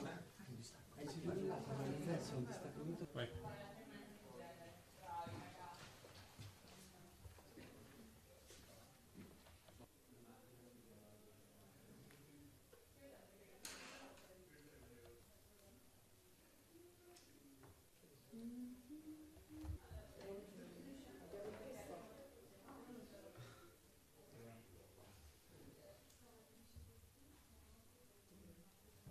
Visto che No. controllo. Tutte le carte erano prima. Apri, apri. Però senza... Io ti ricerco in queste. Sì, ricercano. Magari metti... Possono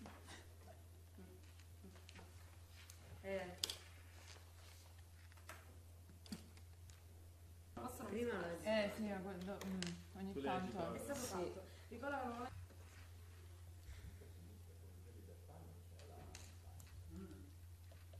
Via.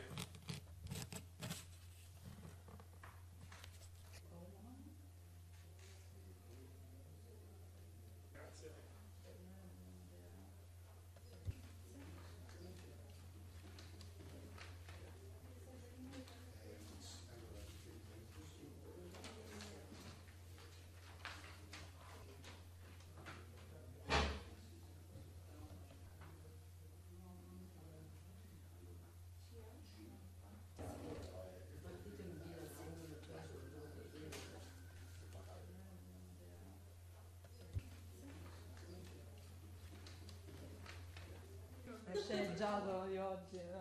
Poi prendo la mail. Sì, grazie. Sì.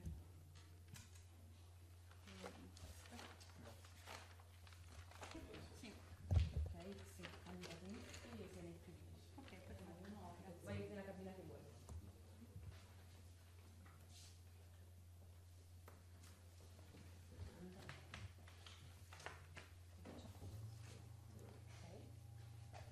Luca stesso te? No, qui no.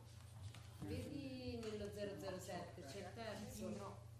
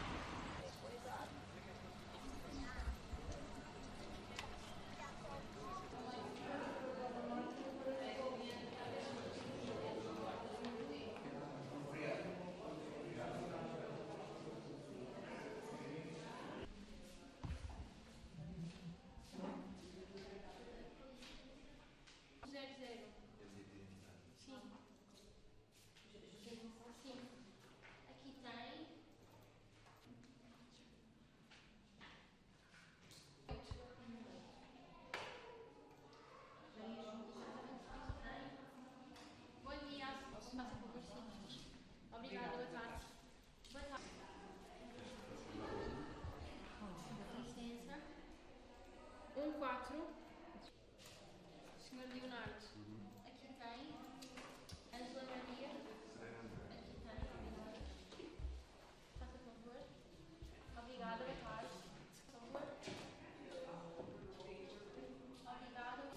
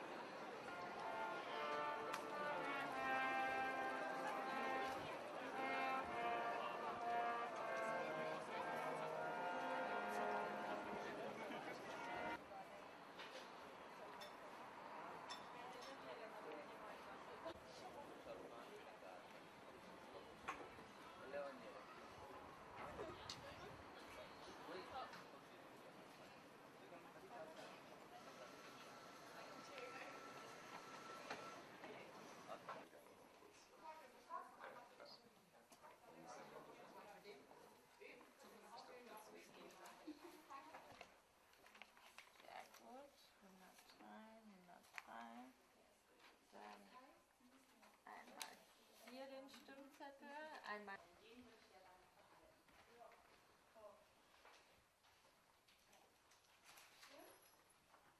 Den Nachnamen mag ich nicht. Ich habe schon irgendwo anders raus. Die Wasser einlassen? Genau.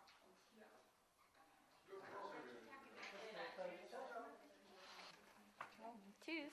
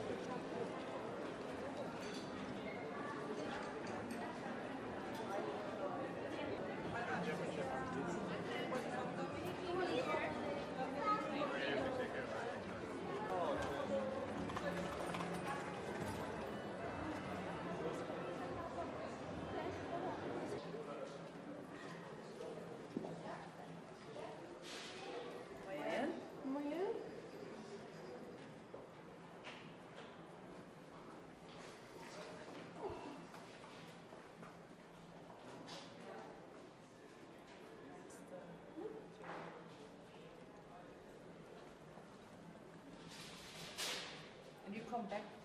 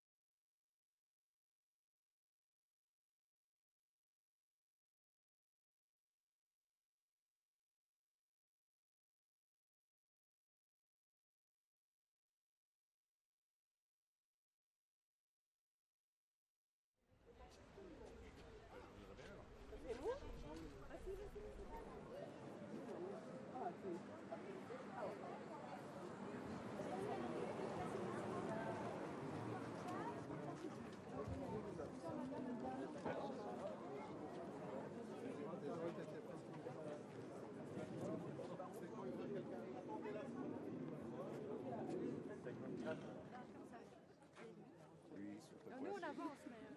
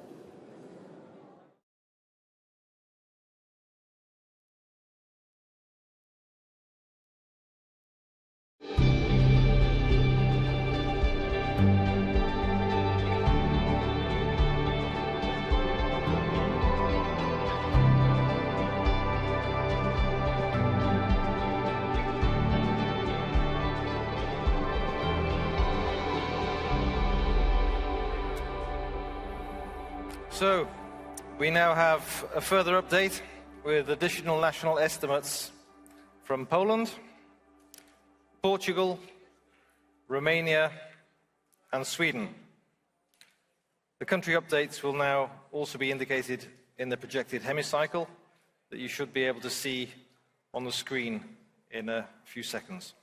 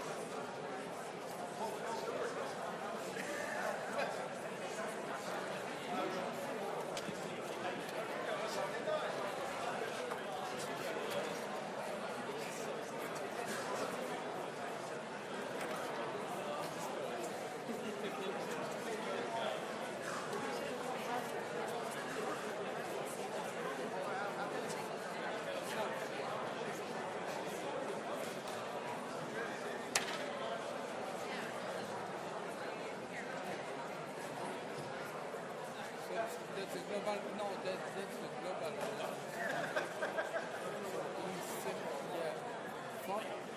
Yeah. In Belgium, people were asking for Belgium and national, regional, and European elections. The point is, in Flanders, they voted, they are second, the flag line is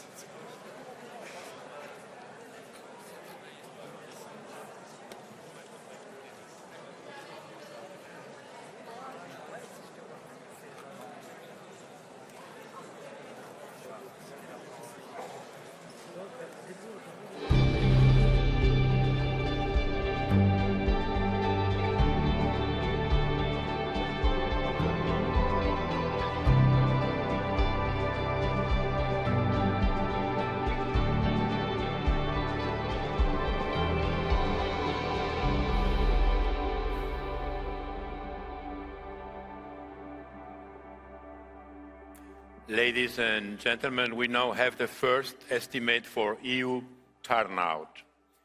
As it stands now, provisional turnout is at 51%. This can still change, as in some countries, including Italy, polls have not yet closed. This turnout is slightly higher than for the previous EU elections by an increase in a majority of member states. This is a positive sign for European democracy. Thank you very much.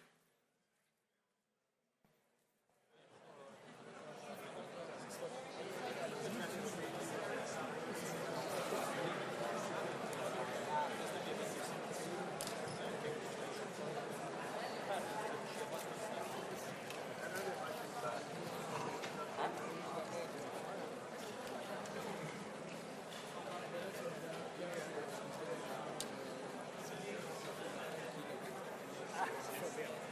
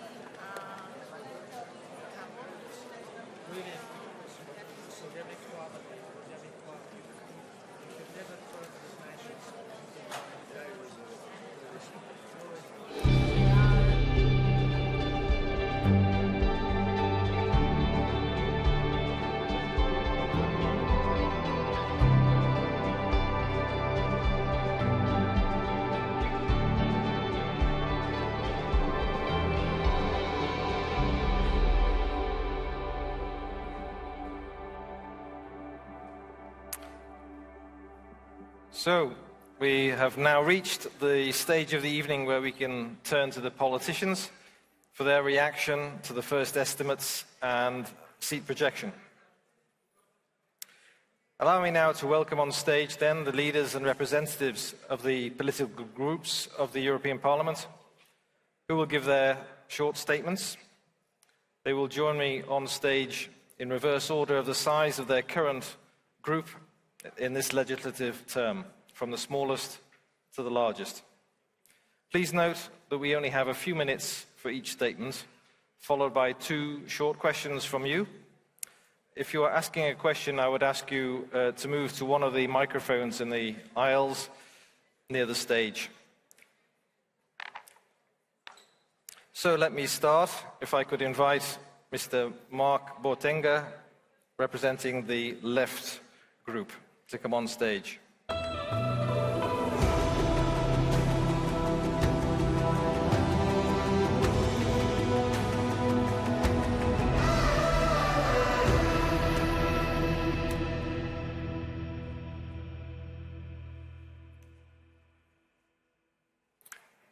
Good evening, bonsoir. Je vais parler en français. I'll be speaking in French, so for those who need interpreting, put your headphones on. First of all, thank you very much for being here on this very important evening. I think that in Belgium we've got a very good turnout, a slight increase in the rest of Europe, and that is an important thing to note. As for our own group, we'll note that we made good progress in some countries, like Finland, thinking about Sweden, France, and I hope Belgium too. The forecasts look good for Italy too. We're quite positive about seeing a number of countries where we're moving forward. On the whole, we want to consolidate our presence here in the European Parliament. And I'm sure there'll be some questions about this. We've seen also progress for the far right, the hard right. They've increased a lot in some countries and in the Parliament as a whole. It's a consequence of the policies that have been pursued at the European level and national level by the traditional mainstream parties. We've been through austerity. I'm not just thinking about the last parliamentary term. And during those recent years, people have been getting frustrated. Mobility, education, public services, healthcare, and that creates anger. You can see that anger across all of Europe, but it's expressed in different political terms in each country. So it's important that we have a strong left group that is robust so that we can be the social opposition. The opposition to the rise of the extreme right. They have no solutions for Europe's workers. But right-wing policies have caused a disaster across Europe. Inequality within countries and among countries. And that's why it's so important that our group is there for the workers, for equality, for social issues, and for the climate transition, which must be fair. Of course, I'm open to any questions you may have. Thanks, Mark. Thanks for that. Thank you, Mark. We can go now, give you the floor if people have any questions. See one here, please. Oui, Teresa Kuchler, quotidien suédois, Svenska Dagbladet. Vous dites que vous allez faire la... You said that you're going to be the best, strongest resistance against the hard and far right. I imagine you don't plan to vote with the far right or work with them. So how are you actually going to resist the far right? Thank you. Mais je pense que ce qui est essentiel. I think the important thing is to try and put an end to the breeding ground that's given rise to the far right.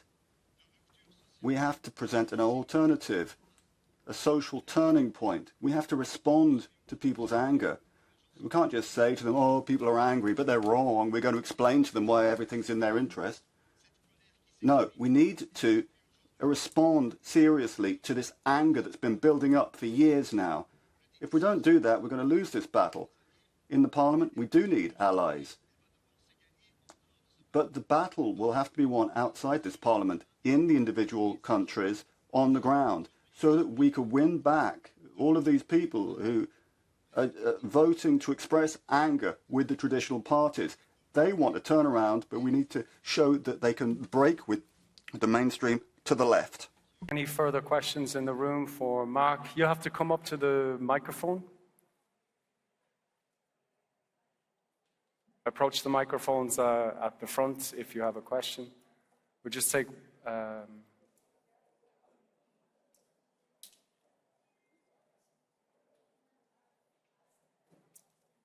It's there behind you. Bonsoir, Andrea Valdambrini, Il Manifesto. Good evening, I'm from the Manifesto in Italy. We're still waiting for the results from Italy. But those are going to be important results. In the left group, Italy is missing. They haven't been a member for some years now. So what do you think about the performance of the Green Left Alliance?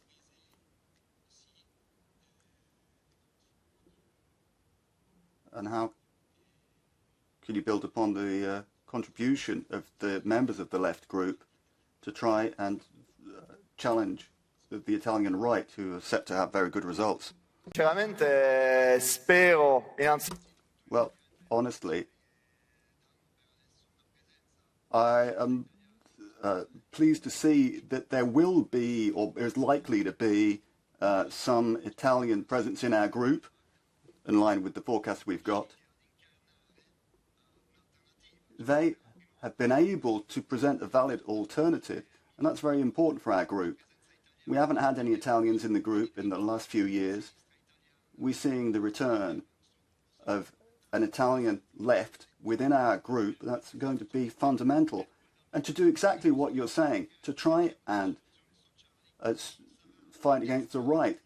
If we want solutions to social problems, it's not the Italian hard right that's going to do it. You can see this already on pensions and other topics.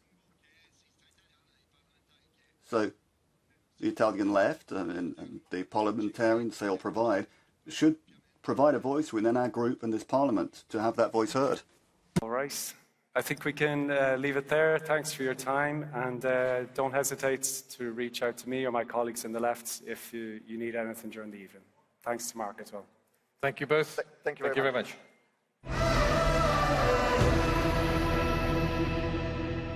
So the next group I would like to invite onto the stage is the European Conservatives and Reformists Group, Ms. Asita Kanko, the Vice President of ECR.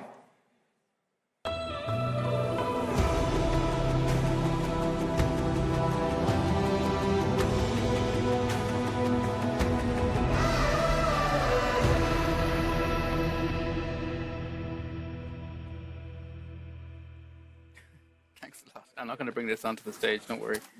Yeah, leave it there. Yeah. I'll keep it for... Okay. Good evening, everyone. I would like to start by saying that when the true aspirations of citizens are ignored, when the change they need in society is not happening, and when nobody wants to acknowledge them, then it gives, unfortunately, more space to extreme movements. That's why we need to listen to the citizen. That's why I put a lot of hope in the upcoming Parliament. I would like to thank you all for being interested in the European Parliament. We don't have this opportunity every day.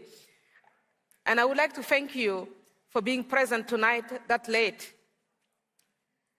What our hope is to have center-right policy in this Parliament to address key issues that really worry our citizens. What are these issues? Questions of defense, security, matters of migration policy, European values. These are all items that really are important for our citizens. So when they go to vote, they expect solutions. They expect us to find a way to actually understand them and solve real problems with concrete solutions. Unfortunately, many citizens are regularly disappointed. Today, we are waiting for the results. We don't have all the results yet in Italy, but also in Belgium. For example, we are waiting for the final results after 11 p.m. But we hope they will give us the opportunity to shape center-right policy and that ECR will be part of a majority in this parliament to address key issues that are important for our citizens. Thank you. We can have two questions. I see Pietro from ANSA. Good evening, Pietro Guassamacchi, ANSA News Agency. The first word by Ms. von der Leyen tonight is that her group is the bastion against the extreme right. Do you think dialogue with the EPP and von der Leyen is still possible for your group? So just to rephrase it to make sure that I understood your question, you are asking if working with von der Leyen will be possible for my group. Okay, well, we still need to have election results at 11 p.m. That's one first fact. And second, we have worked very well the past 5 years, including with von der Leyen. So depending on the program, we will see. But I don't see anything did not prevent us in the past to do so. Thank you very much. And I see Andy from the FT. Yeah, hello. Andy Bounds from the Financial Times. Do you think that the ECR group could become the third force? Are you looking at any extra allies, such as Viktor Orban, to join your group and push you into third place and give you a bigger stake in the parliament? Thanks. I think there is a clear point also to be made in this parliament. It's not always when you are very big that you are the most powerful. And as I've been shown in a lot of coalitions in different countries, in fact, ECR has demonstrated quality of work and power in this parliament, despite being not one of the biggest groups. So having talented members who actually work very hard. So when we look at what is going to happen after we have the results, the first priority, in my opinion, is not to become the biggest or bigger and bigger. It is to see how we can actually work as we are now and take into account the results of the elections. You know, it's important to take that into account because citizens have voted and we will see what kind of voice they want us to hear. And based on that, we will see how things will move on. Thank you very much. I see more hands, but you are invited to come to our stand outside the hemicycle. Thank you very much. Yep. Thank you, Ms. Kanko. Thank you, Michael. Indeed, Thank there's you only very much. time for 2 questions per group leader. But do indeed, if you have other questions, and I'm sure you do, then go and find the group stands to the sides of the hemicycle. Thank you very much. I would now like to turn to Mr. Philippe Lambert, co-president of the Greens European Free Alliance.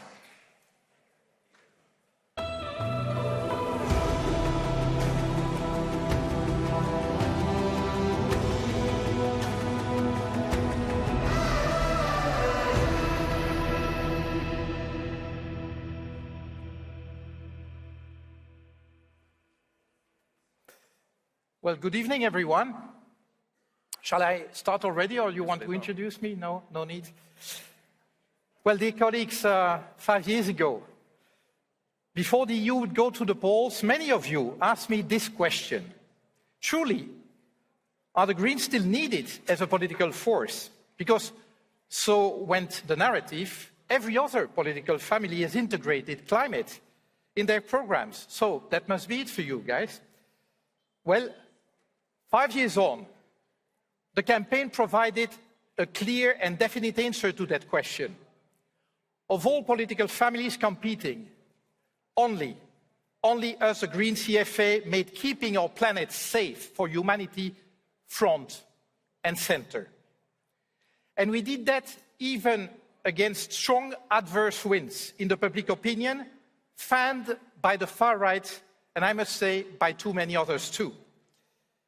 And if you need any other proof of what I'm saying, look at the strategic agenda that the heads of states and government have drafted for the European Union for the next 5 years.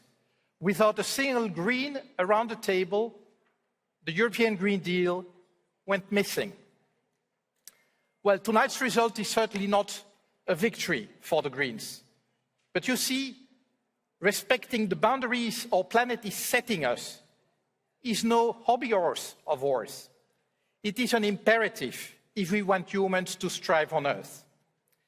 It is an imperative if we want to give a future to all, and we have lost too much time already. So, here is my call to the Conservatives, the Social Democrats, and the Liberals. You may well have a majority between the three of you, but if you are looking for stability and for responsible policies in the next 5 years, embracing the various flavors of the far right cannot be an option for you. Despite our disappointing results tonight, we, the Greens, European Free Alliance, stand ready to take up our responsibilities. If we want our planet to remain inhabitable for human beings, the Green Deal must not just go on, it must expand. And if we want European societies to remain safe for everyone, more than ever, the democratic forces need to stick together. Thank you. Many thanks, Philippe. We're going to take 2 questions, and I think we have Reuters in the back. Kate, please.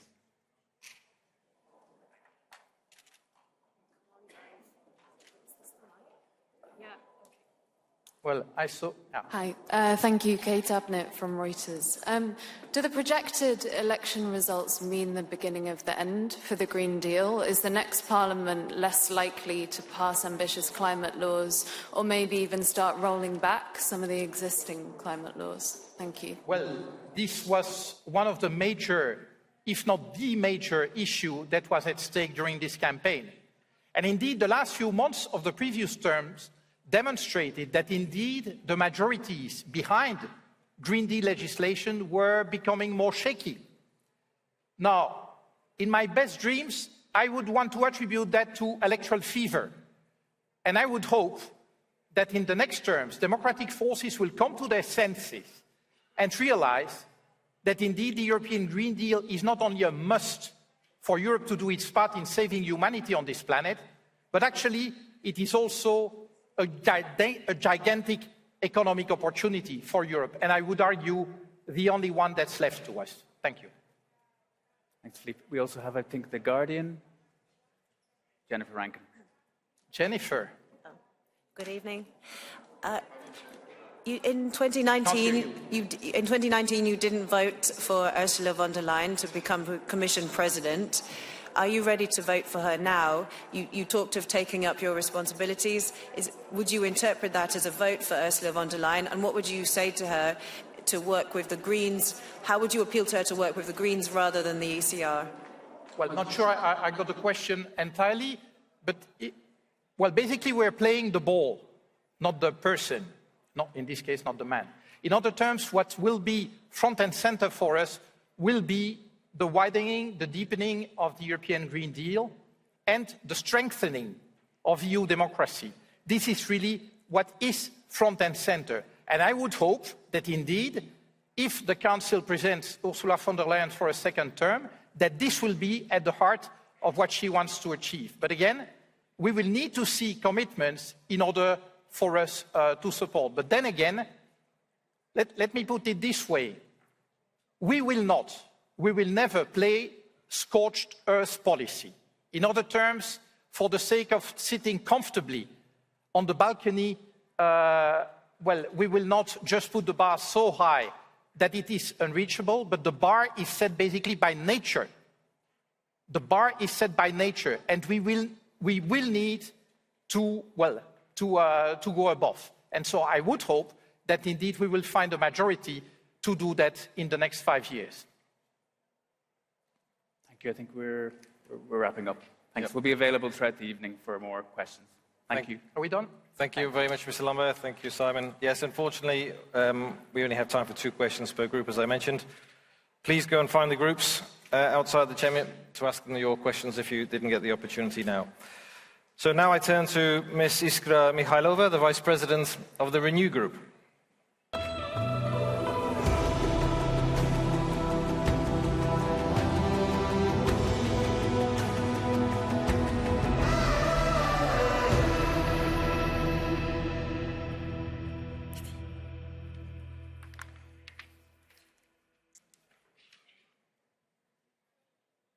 Yes, am I? Yep. Good evening, everybody. Thank you for the opportunity to be together with you tonight. First of all, I would like, on behalf of Renew Group in the European Parliament, to thank to the European citizens for their activity and support for the European Parliament. All their votes are very important for us. I'd like to thank also to the parties from Renew family who created a great campaign and who delivered very important messages to the European citizens. And I'd like to thank to our voters because with their support, Renew Europe is again the third political group in the European Parliament, third as a size, but also very important group in decision-making for the future European policy. So, the results from today's elections, the results from tonight, show that no pro-European majority will be possible in this House without Renew Group. We will be in the center of this majority. We will deliver our solutions, our program, and our expertise to the future work of the European Parliament. Despite of increase of the far-right political powers, we are the third group, and we still keep our values, and we insist that the European Parliament will continue working for the democracy in the United Europe, for the security of the European citizens, for the competitiveness of European industry, and for the rule of law, which is in the heart of Renew Europe group policy. And also, I would like to say that it is incredibly important to find the solutions to answer to the European citizens, because their expectations gave us very much, and they gave us the direction of development of our work for the next 5 years. Thank you. Yeah, I see a few questions. Alice Hancock from Financial Times, please. Hi, Alice Hancock, Financial Times. As you said, you could potentially be the third force in the European Parliament after the final result. What will your exact terms for backing Ursula von der Leyen for a third term be? Well, what I can say is that tonight we celebrate and we appreciate the result of competitiveness of values. We do not speak about personalities. It is too early to talk about this, we think.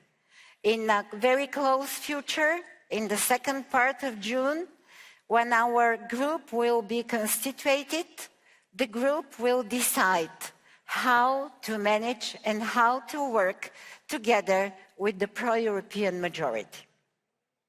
And another last question, Yun Chi from Thomson Reuters, please. Hi, Fu Yunqi from Reuters. How does President Macron's poll showing affect Renew Europe's agenda going forward? And in general, your losses, how is it going to affect Renew Europe's portfolio in the next Commission? Thank you. Thank you very much for the question. It is between us. But first of all, I have to say the decision of the President of France is not under the discussion in Renew Group. This is the internal national decision of the President of France. And secondly, I have to say that we congratulate our colleagues from Renaissance and from the liberal parties from France, which are the second parties after the elections. And also, I have to mention that we have increase of the support for Renew Group in the different member states. For example, in Slovakia, we are the first political power. So, the diversity in Europe is the diversity of Europe. The national decisions are national decisions, but the success of Renew Group is success of Renew Group. Thank you very much. Unfortunately, we don't have more time, but if you have any other question, we can answer to you in our stand. Thank you. Thank you very much, Ms. Mihailova. Clara. Next, we have Mr. Pedro Marques, Vice President of the Socialists and Democrats Group.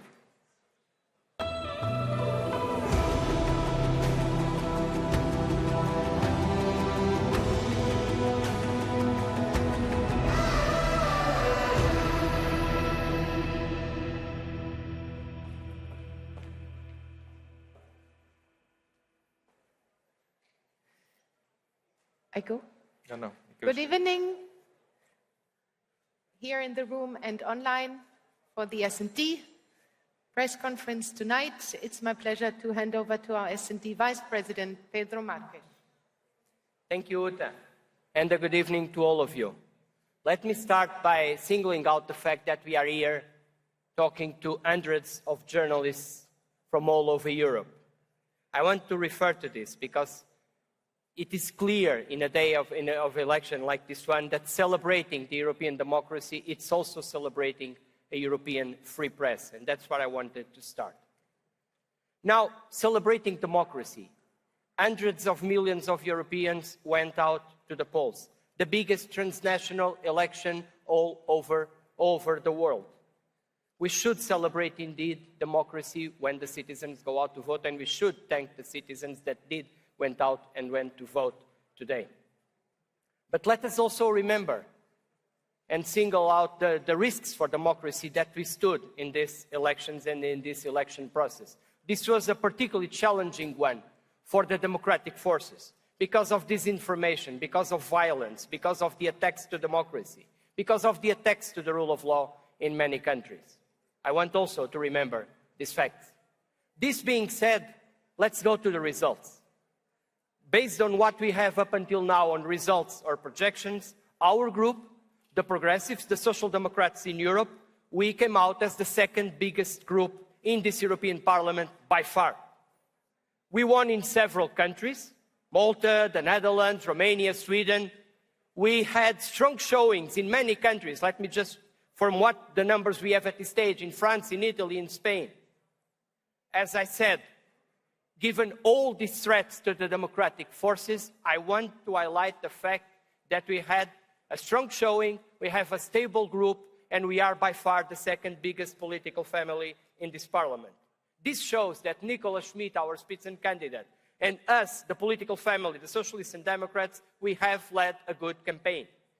The results of the Party of European Socialists, it's the endorsement also of our work here at the Parliament, the Socialists and the Democrats. We showed leadership, we showed concrete results. The results on the response to the COVID crisis, the Green Deal, the social dimension of this Europe of ours. These are concrete deliverables from this Parliament that also were concrete achievements that led us to these results today. As the second largest group in this future Parliament, we will enter the negotiations for the next term in a strong position that we will uphold towards the other groups. But of course, I want to congratulate Ursula von der Leyen, the EPP Spitzenkandidat, and EPP, of course, for their victory in these elections. They were the most voted of the groups, and this should be said clearly. And we, as you know, we respect the Spitzenkandidaten principle and the European Parliament's role going forward in the process of the formation of the institutions and its leaderships. The result of this election points out clearly to a pro-European democratic majority. We will be pivotal in using the strengths of our result to make sure that we get to this result, to this majority.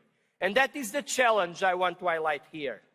Where will the pro-European parties be when we start these negotiations? We can build a pro-European democratic majority, a pro-rule of law majority, and that's what we'll be fighting for in the weeks and months to come.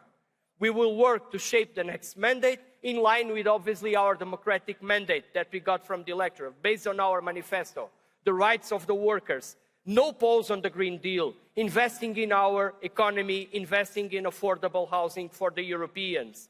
And as I said, trying to build, making all possible to build a pro-European majority. It is not only in our hands, but it's certainly also in our hands, given the importance of our group. The continued support to Ukraine, the continued work for the rule of law in Europe, basic principles for this group, basic principles for this political family that we will continue to fight for now that this election is over. This is just the start of 5 more years for Europe. We want 5 more democratic years for Europe. No ambiguity regarding the far right. Thank you. Thank you very much, Pedro. I would like to ask Elisa Brown from Politico.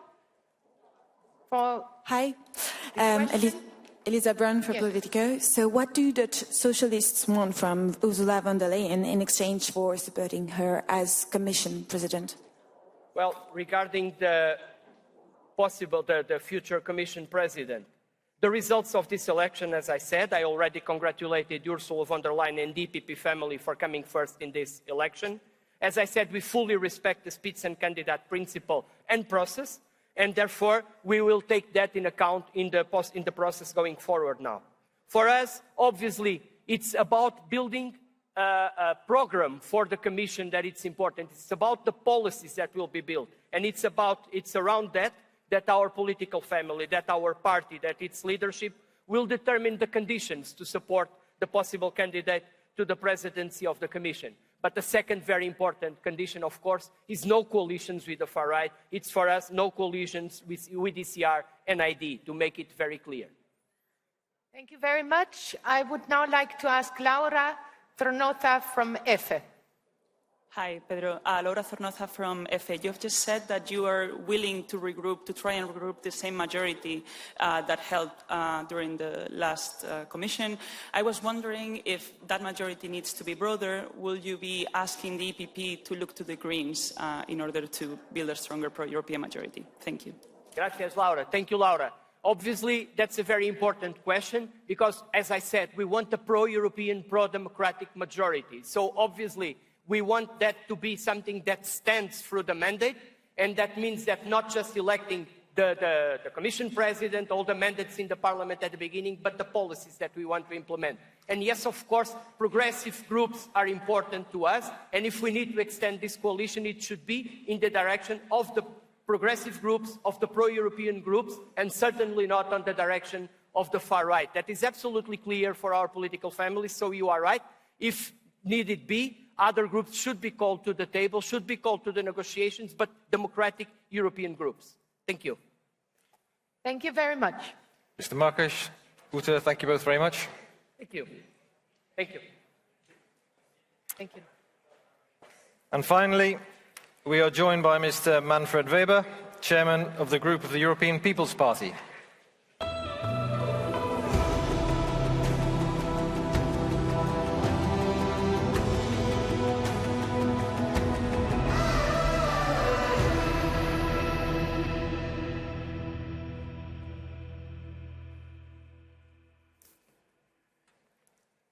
Good evening. Now the Manfred Weber, the chairman of the EPP group, has the floor. Chairman. Yeah, thank you so much for the opportunity. Thank you so much for your interest. First of all, it's a great day because Europeans voted for their parliament, the second biggest democracy, work today, and that's good. That's good news.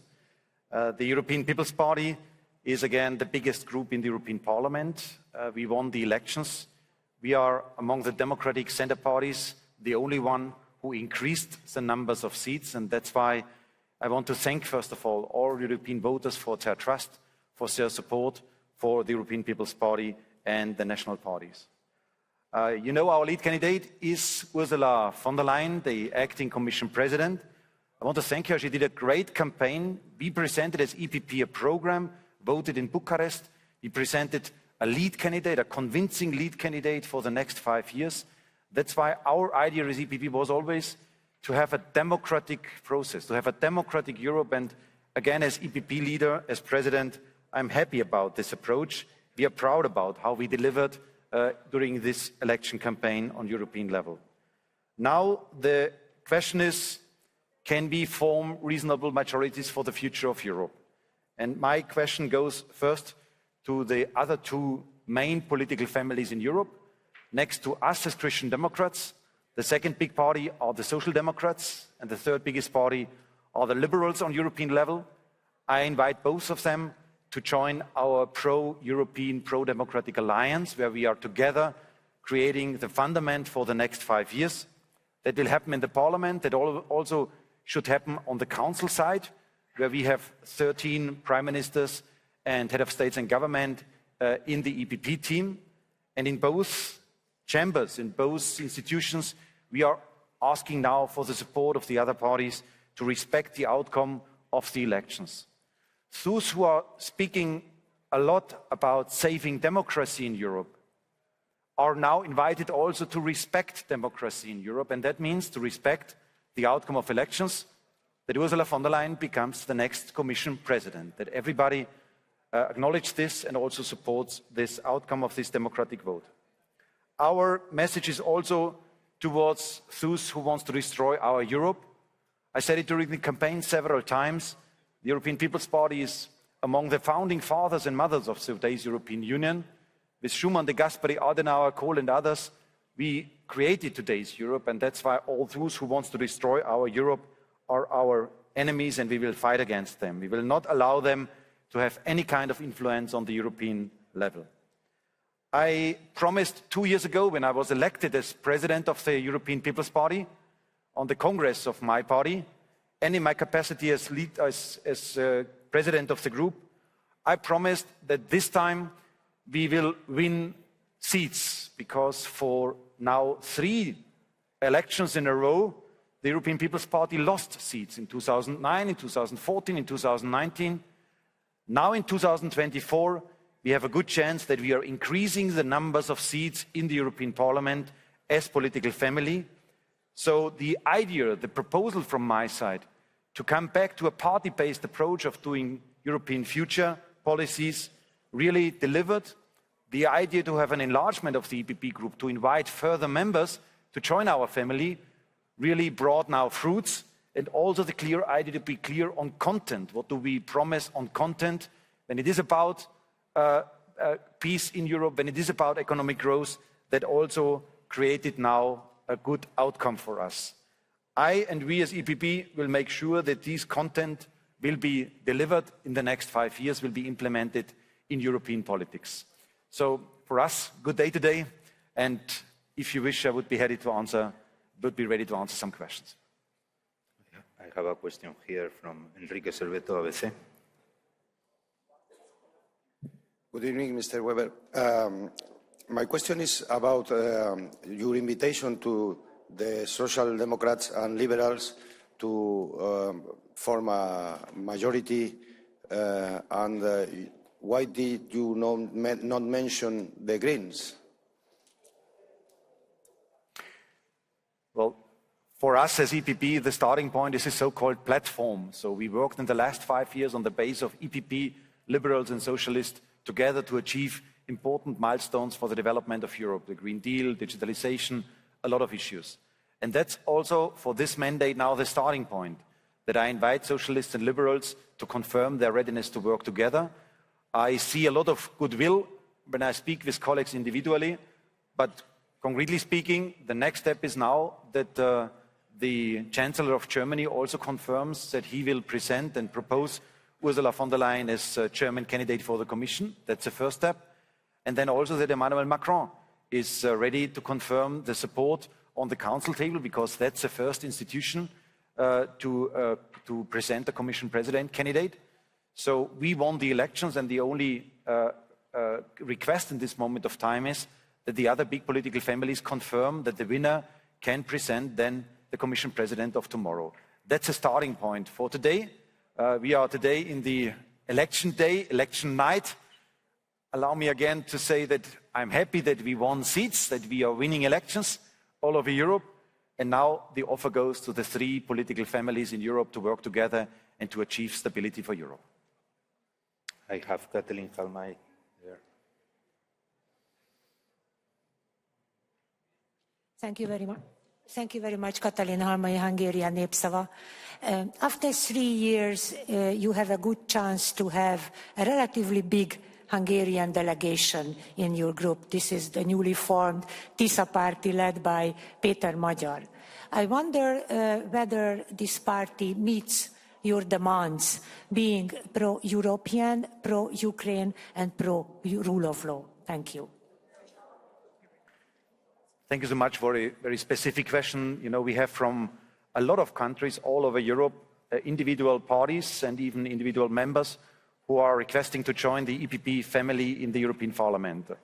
And that's great news for us. We are attractive. We are a group who is capable to involve the reasonable center-right people inside of the family. That helps us a lot to achieve results for the next 5 years.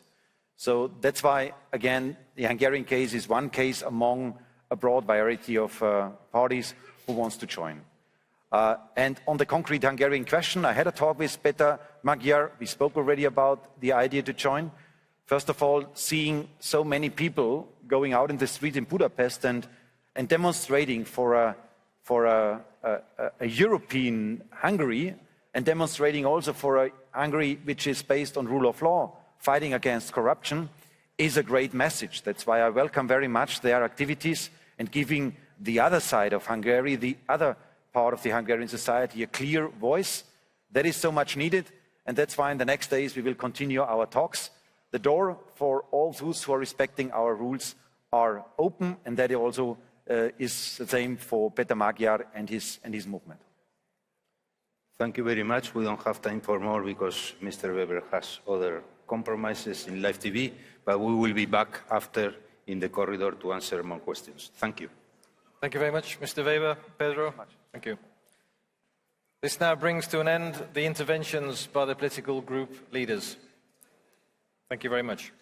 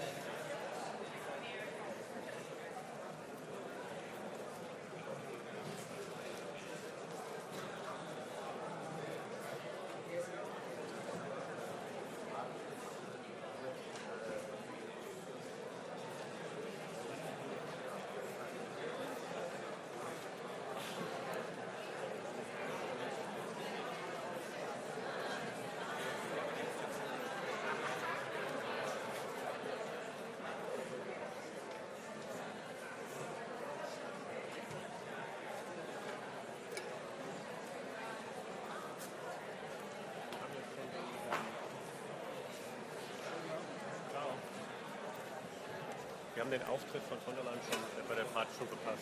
Jetzt gerade.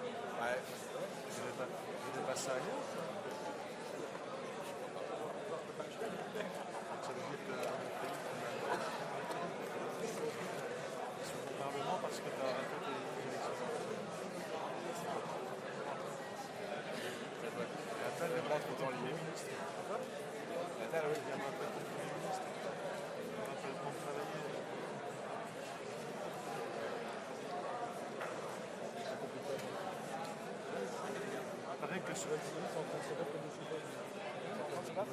Sur LCI, ils sont en train de se battre.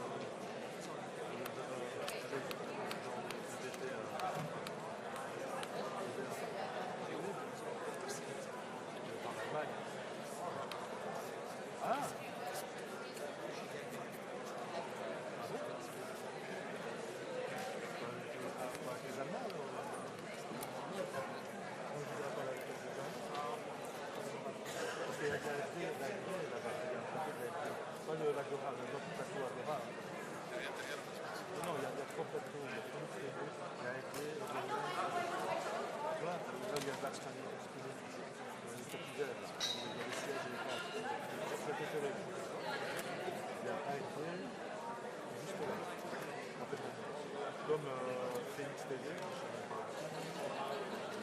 Euronews, on parle à l'Agora, mais c'était chez la radio.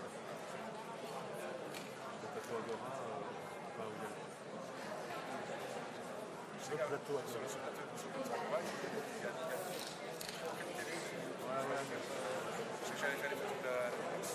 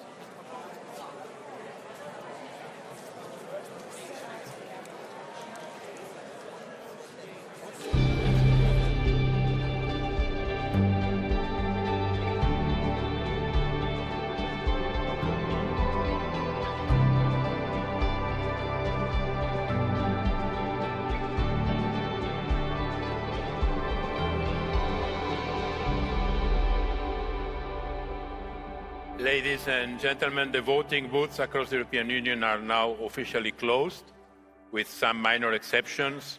Most member states have now communicated their provisional results. Madam President, the floor is yours. Thank you very much, ladies and gentlemen. Good evening. Europeans have cast their votes, and the world's largest transnational democratic exercise has now concluded. The first projection of the seats in the next European Parliament is now ready. The results will still need to be certified and confirmed, a process that will take some time, but this is the first realistic picture of the 10th legislature of the European Parliament. A parliament that will start working immediately, already on Tuesday, the day after tomorrow.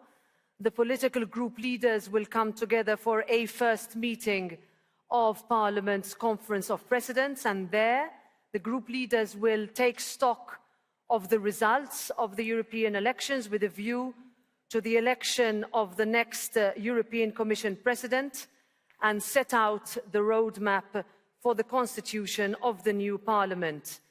Over the coming weeks, political groups will need to be constituted and majorities will need to be formed in order to work on a political programme that will steer the direction of our Union for the coming years. In short, parliamentary work starts now. On the 16th of July, the new Parliament, the 10th legislature, will hold its inaugural session in Strasbourg. As President of this Parliament, I see these results today as a sign of trust from our people, for the Parliament to continue leading the European agenda for the coming 5 years, but also as a signal that we need to work even harder to reach people. Europe has voted, democracy is alive, and our Parliament will be one that is constructive and that will continue to work for all Europeans. Thank you. Thank you very much, President. Now you will see the provisional results appear on the screen.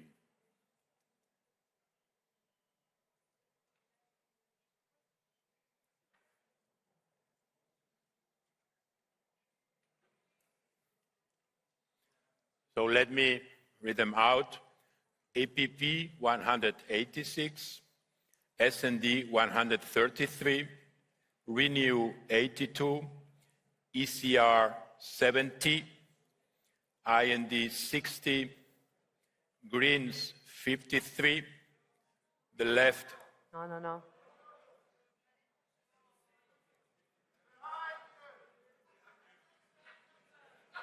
There is a discrepancy between what you said, Jaume, and No. Okay, sorry. results. Please take note of these results. Final. EPP 186, S&D 133, Renew 82, ECR 70, IND 60, the Greens 53, the left 36, non-attached members 50, others 50. And now, President will take 2 questions, as it was the case for the group leaders, and will also be for the Spitzenkandidat. And who would like to take this first question? Yeah, Francesca, please. Maybe give your name and your media also to all others.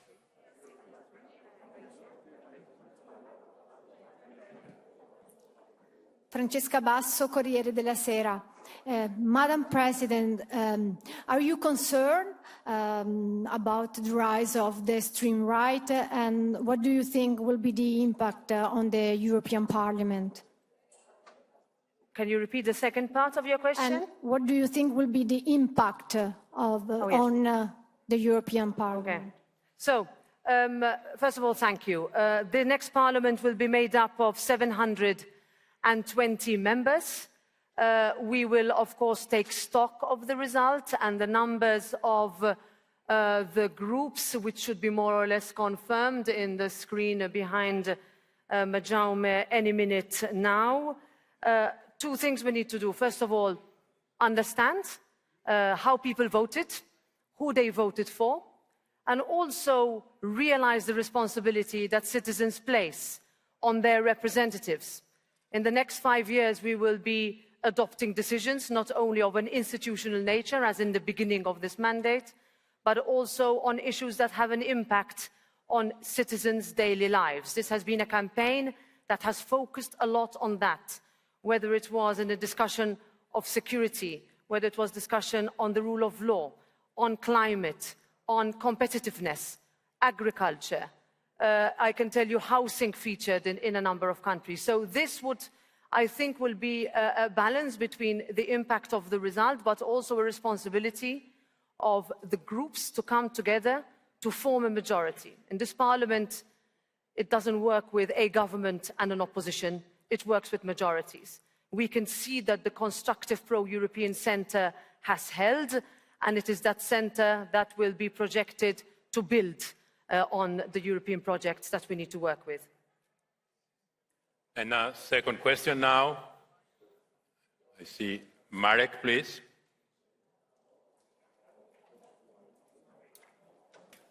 Hello, down here. The microphone is on? Yes. Perfect. Marek Majewski, German press agency, DPA. Do you think that gains by right and far-right parties is connected to the Qatargate scandal and the fact that trust in European democracy has suffered from it? And would you call on pro-European parties to support von der Leyen? Thank you.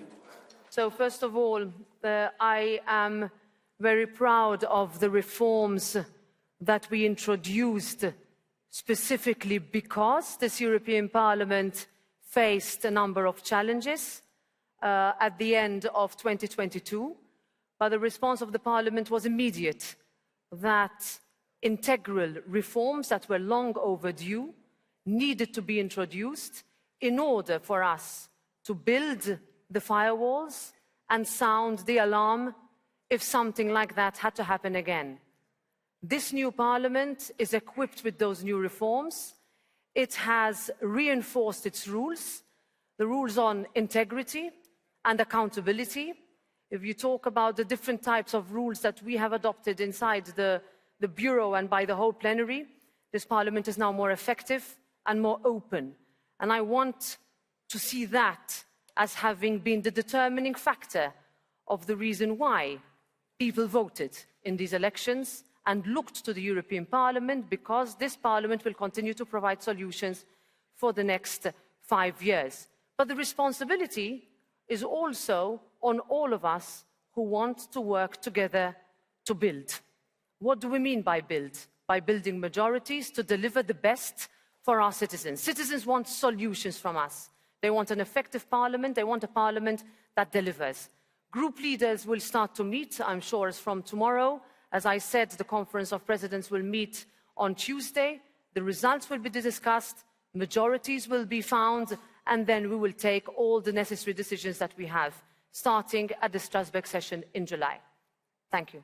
Thank you, President. So my colleagues in the divisional unit now have a card, an hemicycle, which is updated compared with the figures that I just mentioned. So I would like to ask my colleagues to publish this new card, this new hemicycle, and I will read out these new figures. Thank you.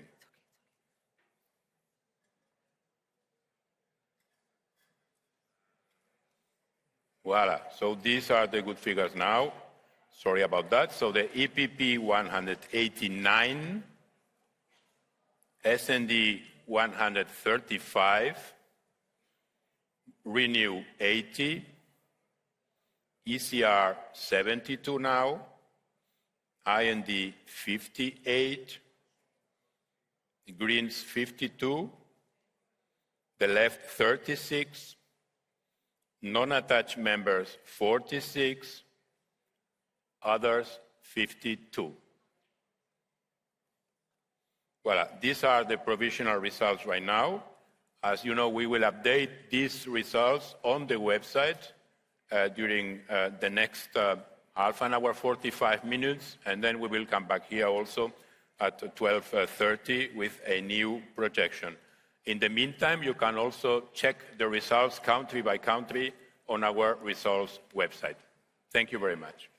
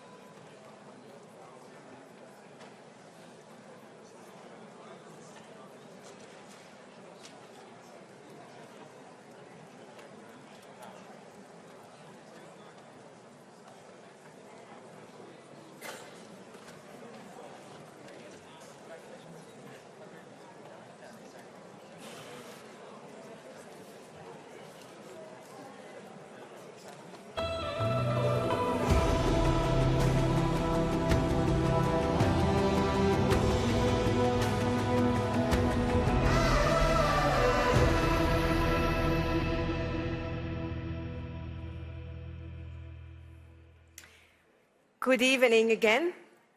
The citizens of the European Union have not only chosen who will represent them in the European Parliament, but they also have chosen who will head the European Commission over the next legislative term. I would therefore like to welcome to the stage the political parties' candidates for the presidency of the next European Commission.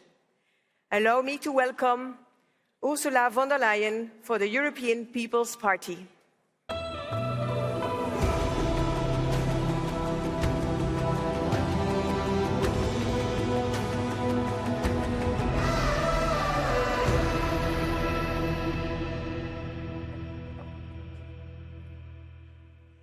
Good evening, ladies and gentlemen. We will start with a short statement by the lead candidate, Ursula von der Leyen, and then we will have time for 2 questions. Madam President, you have the floor. Good evening. Let me start by thanking the European voters who have participated in the European parliamentary elections for their trust. Today is a good day for the European People's Party. We won the European elections. We are by far the strongest party. We are the anchor of stability. And voters recognized our leadership during the last 5 years. Over the last weeks, I campaigned across Europe. I campaigned in 17 countries and 31 cities. I listened to worries and concerns, but everywhere I felt that the citizens really care about our union. And what I saw was a lot of confidence and trust in the European Union. I want also to thank all those in our EPP family in all our member states who worked so hard for this success. Now, this election has given us 2 messages. First, there remains a majority in the center for a strong Europe. And that is crucial for stability. In other words, the center is holding. But it is also true that the extremes on the left and on the right have gained support.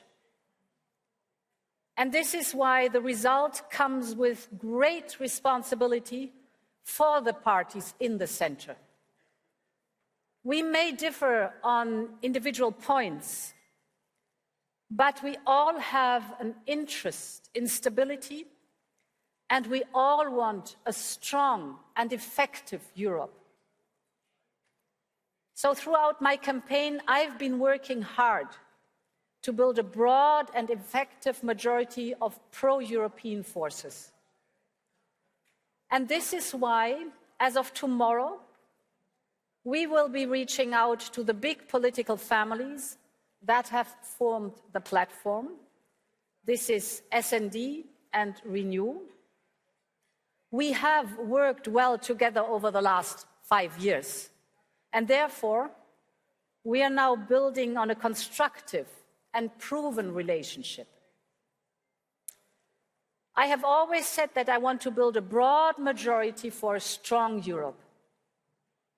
I have demonstrated in my first mandate what a strong Europe can achieve.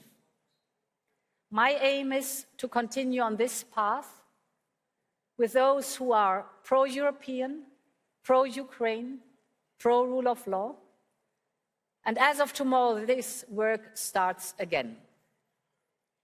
To conclude, of course, this election does not take place in a vacuum. The world around us is in turmoil. Forces from the outside and from the inside are trying to destabilize our societies, and they are trying to weaken Europe. We will never let that happen. And that's why I fight every day for a strong Europe. And these election results show that the majority of Europeans want a strong Europe. So thank you very much for your attention, and long live Europe.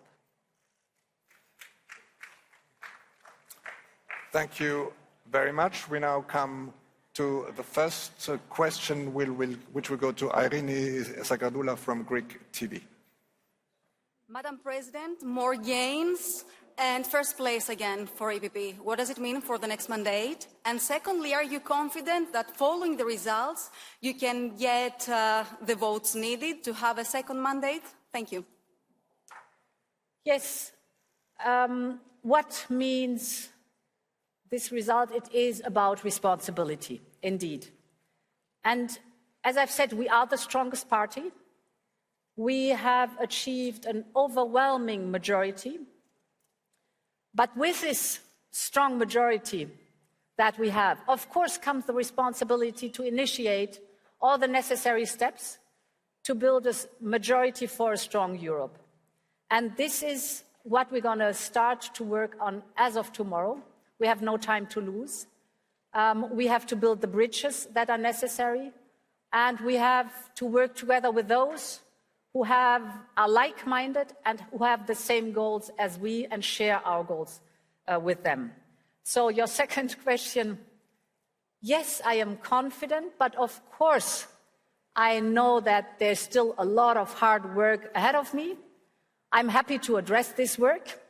So, but I'm definitely confident what my running for a second mandate is concerned. Thank you very much. Second and final question goes to Tom Meyer from The Standard. Good evening, Mrs. President. I'm here. Madam.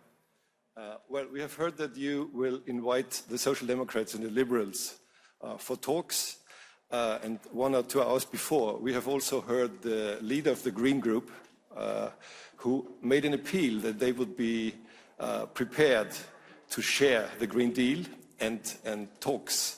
So can you imagine that you make the new program on a broader basis as before? And a small second question, do you expect that the head of state in the next days will confirm that you will be nominated for a second mandate? Thank you. Yes, indeed, there are two different tasks to master. The one is, of course, to gather a broad support in the European Council. Of course, it is the decision of the heads of state and government, but I'm confident that I can gather this support in the European Council. And looking at the European Parliament, as I said, the work starts as immediately in a first step to reach out to those with whom we have had the platform over the last 5 years. And this platform has worked well. It was reliable, it was constructive, it was effective. And this is why, in a first step, I'm going to be reaching out to SND and Renew. First things first, let me do this first step, and then let's discuss the second step. Thank you very much. Thank you very much, Mrs. von der Leyen. Thank you. Thank you.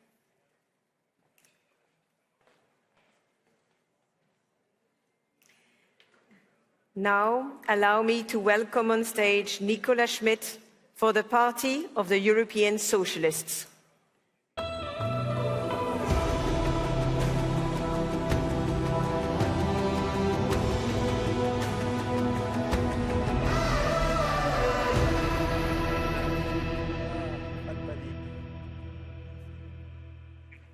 Alors, c'est où?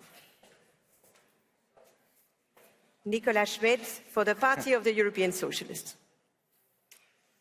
Good evening.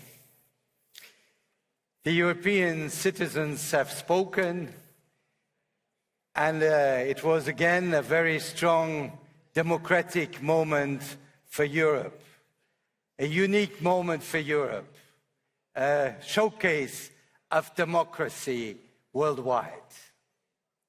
Now, the election results are more or less known. And I want to start by congratulating the party, EPP, and also the lead candidate of EPP, who has the first position in the next European Parliament. It is clear that for us, we are open to a strong cooperation with all democratic forces in this parliament. We have said it at the beginning and we continue saying it. As the second largest group that maintain more or less its number of members of this parliament, we are ready to negotiate an agreement for the next years to make Europe stronger, to make Europe more democratic, to make Europe more social and economically strong, but also to make Europe more secure. I also want to thank all those who have put their trust into the social democratic project.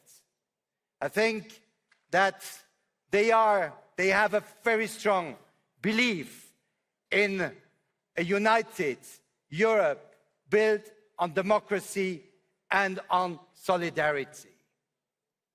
I'm also very happy that now the democratic forces seem to find their way to unite, to work together. So there is no place, no possibility for us Social Democrats to have a cooperation with those who want to dismantle, who want to weaken this Europe we have built since several decades. Now it's up to us to give citizens a clear message, a strong message, a message of hope. We have clearly said this message of hope is about social Europe. It's about a Europe that is aware and puts into force a climate policy that prevents catastrophes, as we are seeing nearly permanently in Europe and all over the world. It's also a Europe that has a strong economy in the international competition, but an economy that works for people, an economy that pays fair wages, that has good working conditions, but also that is geared to innovation, and also a Europe that is a Europe of security. We live in a difficult environment, a geopolitical environment. We have a war in Europe. Europe needs to build up its security, and not only external, but also internal security. So we have to face a lot of challenges, and we have to do it now in a democratic way, in a way where parties, democratic parties, show their ability to face the challenges and find the solutions citizens expect from us. Thank you. Thank you. Now we have time for two questions. The first question goes to Andy Bounds from the Financial Times.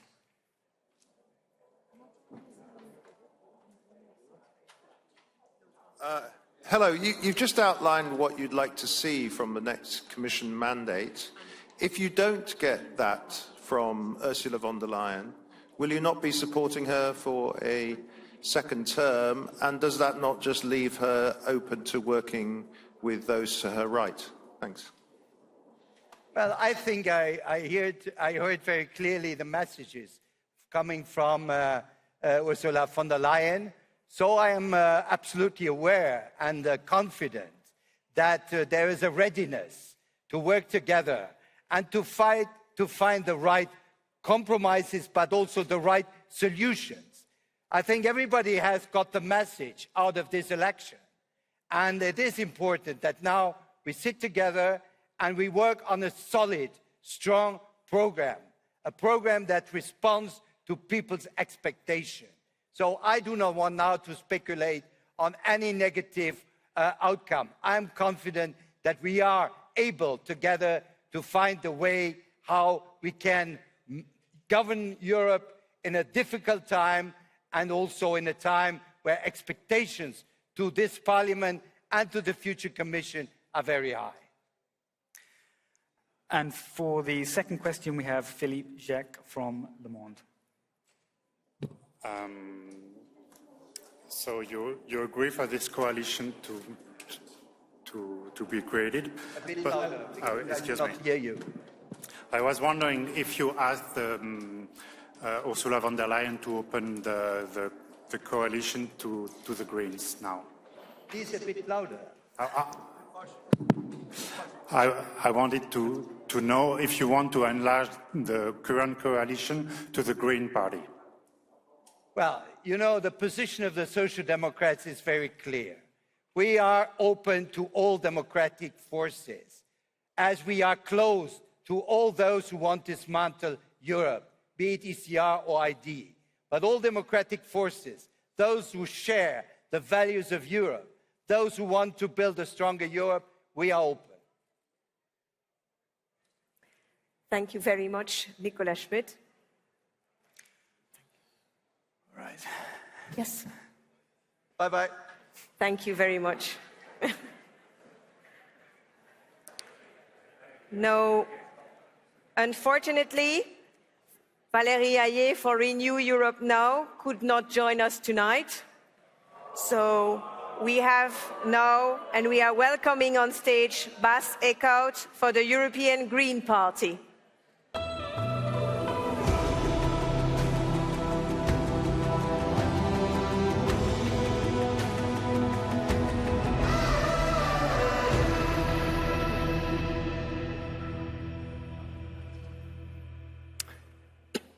Good evening, good evening.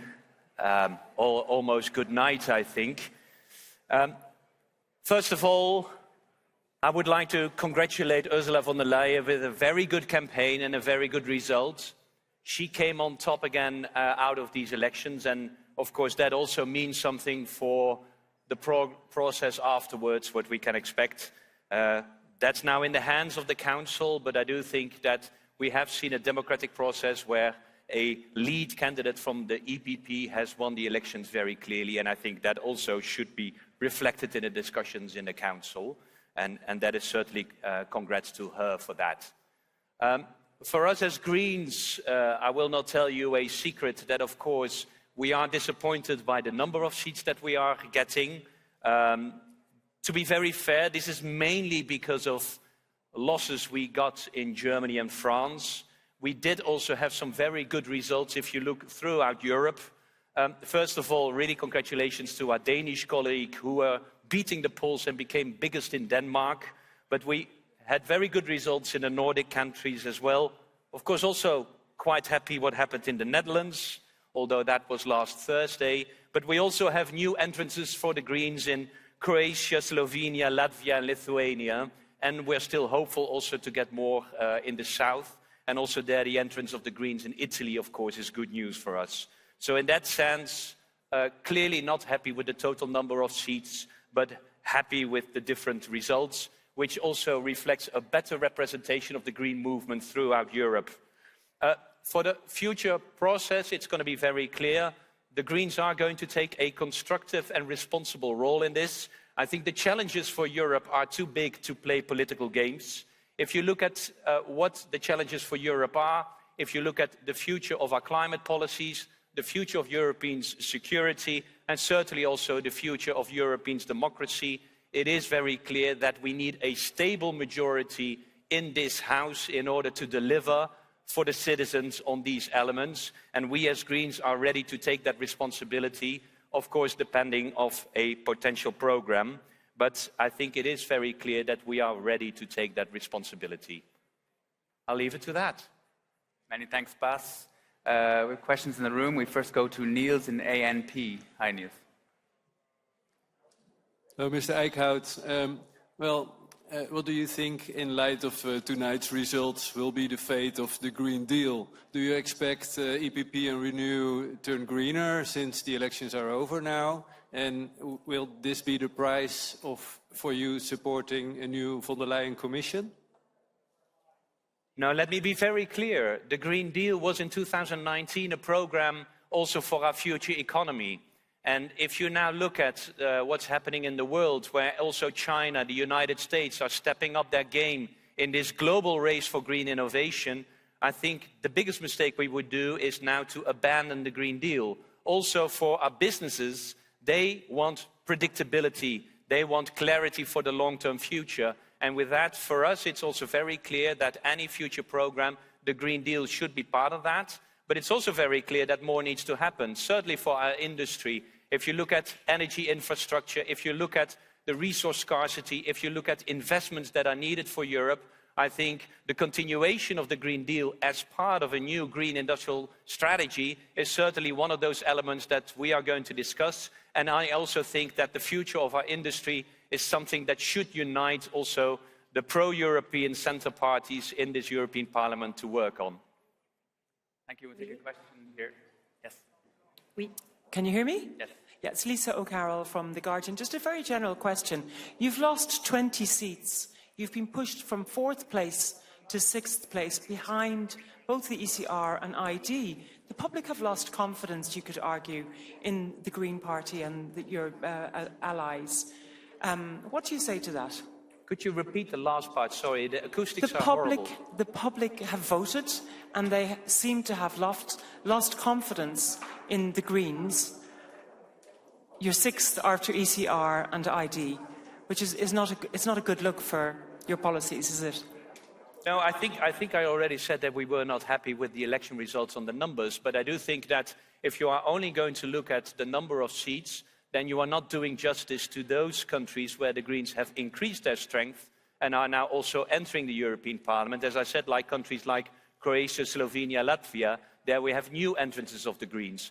And in Denmark, the Greens have become the biggest party in Denmark. So on the basis of that, you could say that in Denmark, they are expecting more green policies. I think it's a mixed bag of the results. We are absolutely not happy with the numbers that we are getting. But of course, if you now look at the challenges that we are having as Europe, I think what we need to do now is create a stable majority in the center of the European Parliament. And I do think that in order to get to that stable majority, we will have to look also at the Greens. And I'm just saying that we are ready to take our responsibility for that. And of course, the loss of seats is always a blow also for us. But at the same time, we do see our gains in other countries as well. So let's try to translate this mixed picture into a solid program for Europe for the future to deliver on greening and socializing Europe. Thank you very much, Bas Eickhout. Thank you. Thank you. And now we will welcome on stage Walter Bayer for the Party of the European Left.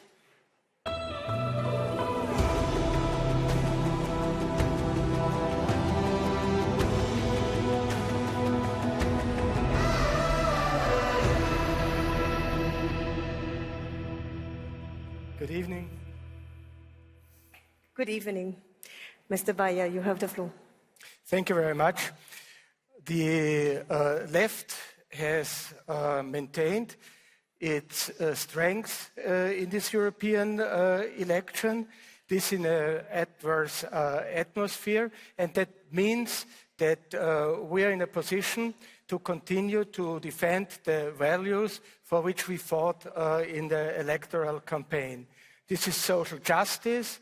This is the right to affordable, decent, climate-adequate housing. This is the right for decent and secure jobs. This is the right to have to universally accessible public services. This is the right for a just transition to an ecological, sustainable economy. And this is the right of women for self-determination, for safe abortion.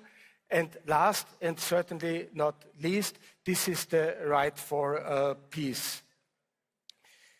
We have, in a number of countries, remarkably good results. We are particularly happy about that after a period of absence.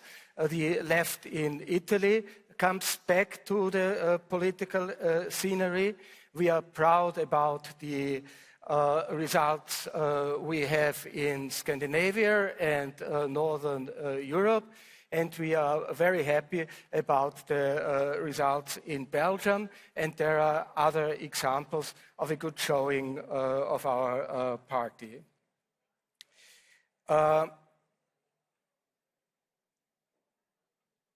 it seems to be that there exists an agreement between the forces of the Grand Coalition, the European People's Party, the Social Democrats and Renew, to continue their alliance, their cooperation.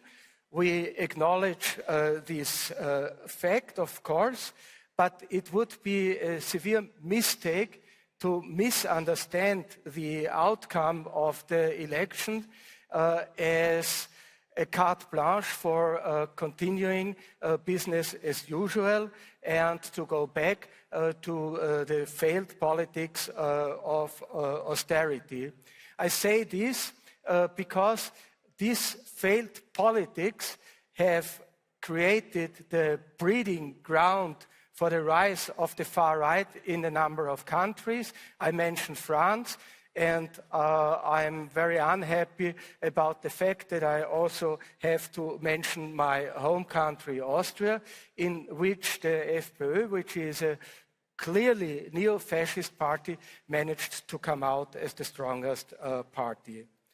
As far as the left is concerned, we will continue opposing in the European Parliament anti-social neoliberal politics.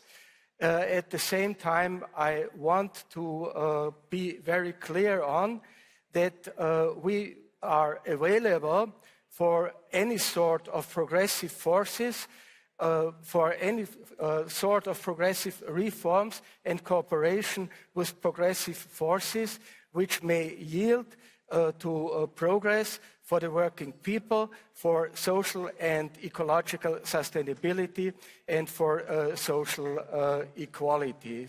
And in this way, we will try to work inside the European Parliament, but as well outside the European Parliament. Thank you for your attention. And now we will take any questions as you want.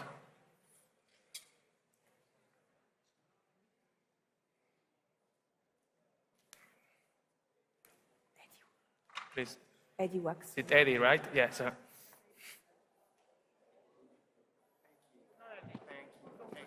Save them from me. Hi, Eddie Wax from Politico. How do you view the rise of Sarah Wagenknecht's party in Germany? I mean, the Die Linke party has gone down. I think they're only going to get maybe 2 seats, but that party has done better than Die Linke. So what does that mean for the left? I see the rise of the alliance Sarah Wagenknecht as one of the symptoms of the disillusionment of broad layers of the society with the current politics, with the politics of social degradation, with the politics of neoliberal downsizing of public services, particularly in the eastern part of Germany. But let me at the same time say that our member party is the Linke, and we are happy that they will be represented in the European Parliament and will be, of course, part of the left group. Definitely won't be part of that group, right? Pardon? She won't be part of your group in the Parliament, right? Die Linke? No, Sarah Wagenknecht. We don't know yet. Actually, the party has not decided on its political identity and also not on the alliances which it wants to join on the European level. Any other question?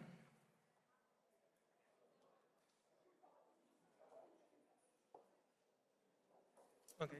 Thank you very much, Thank you very Mr. much. Bayer. Thank you very much. So we have now finished the round of the lead candidates.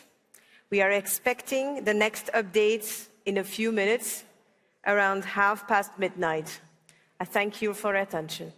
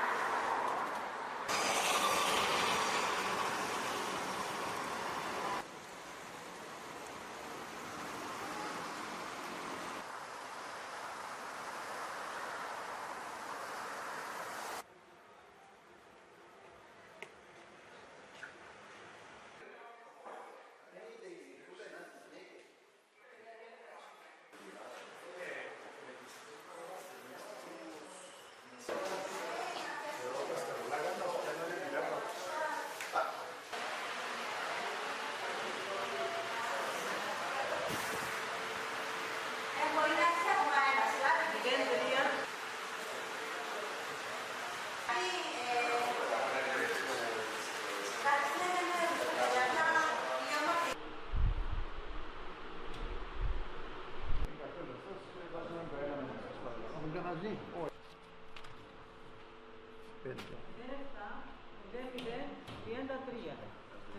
Ευτυχία.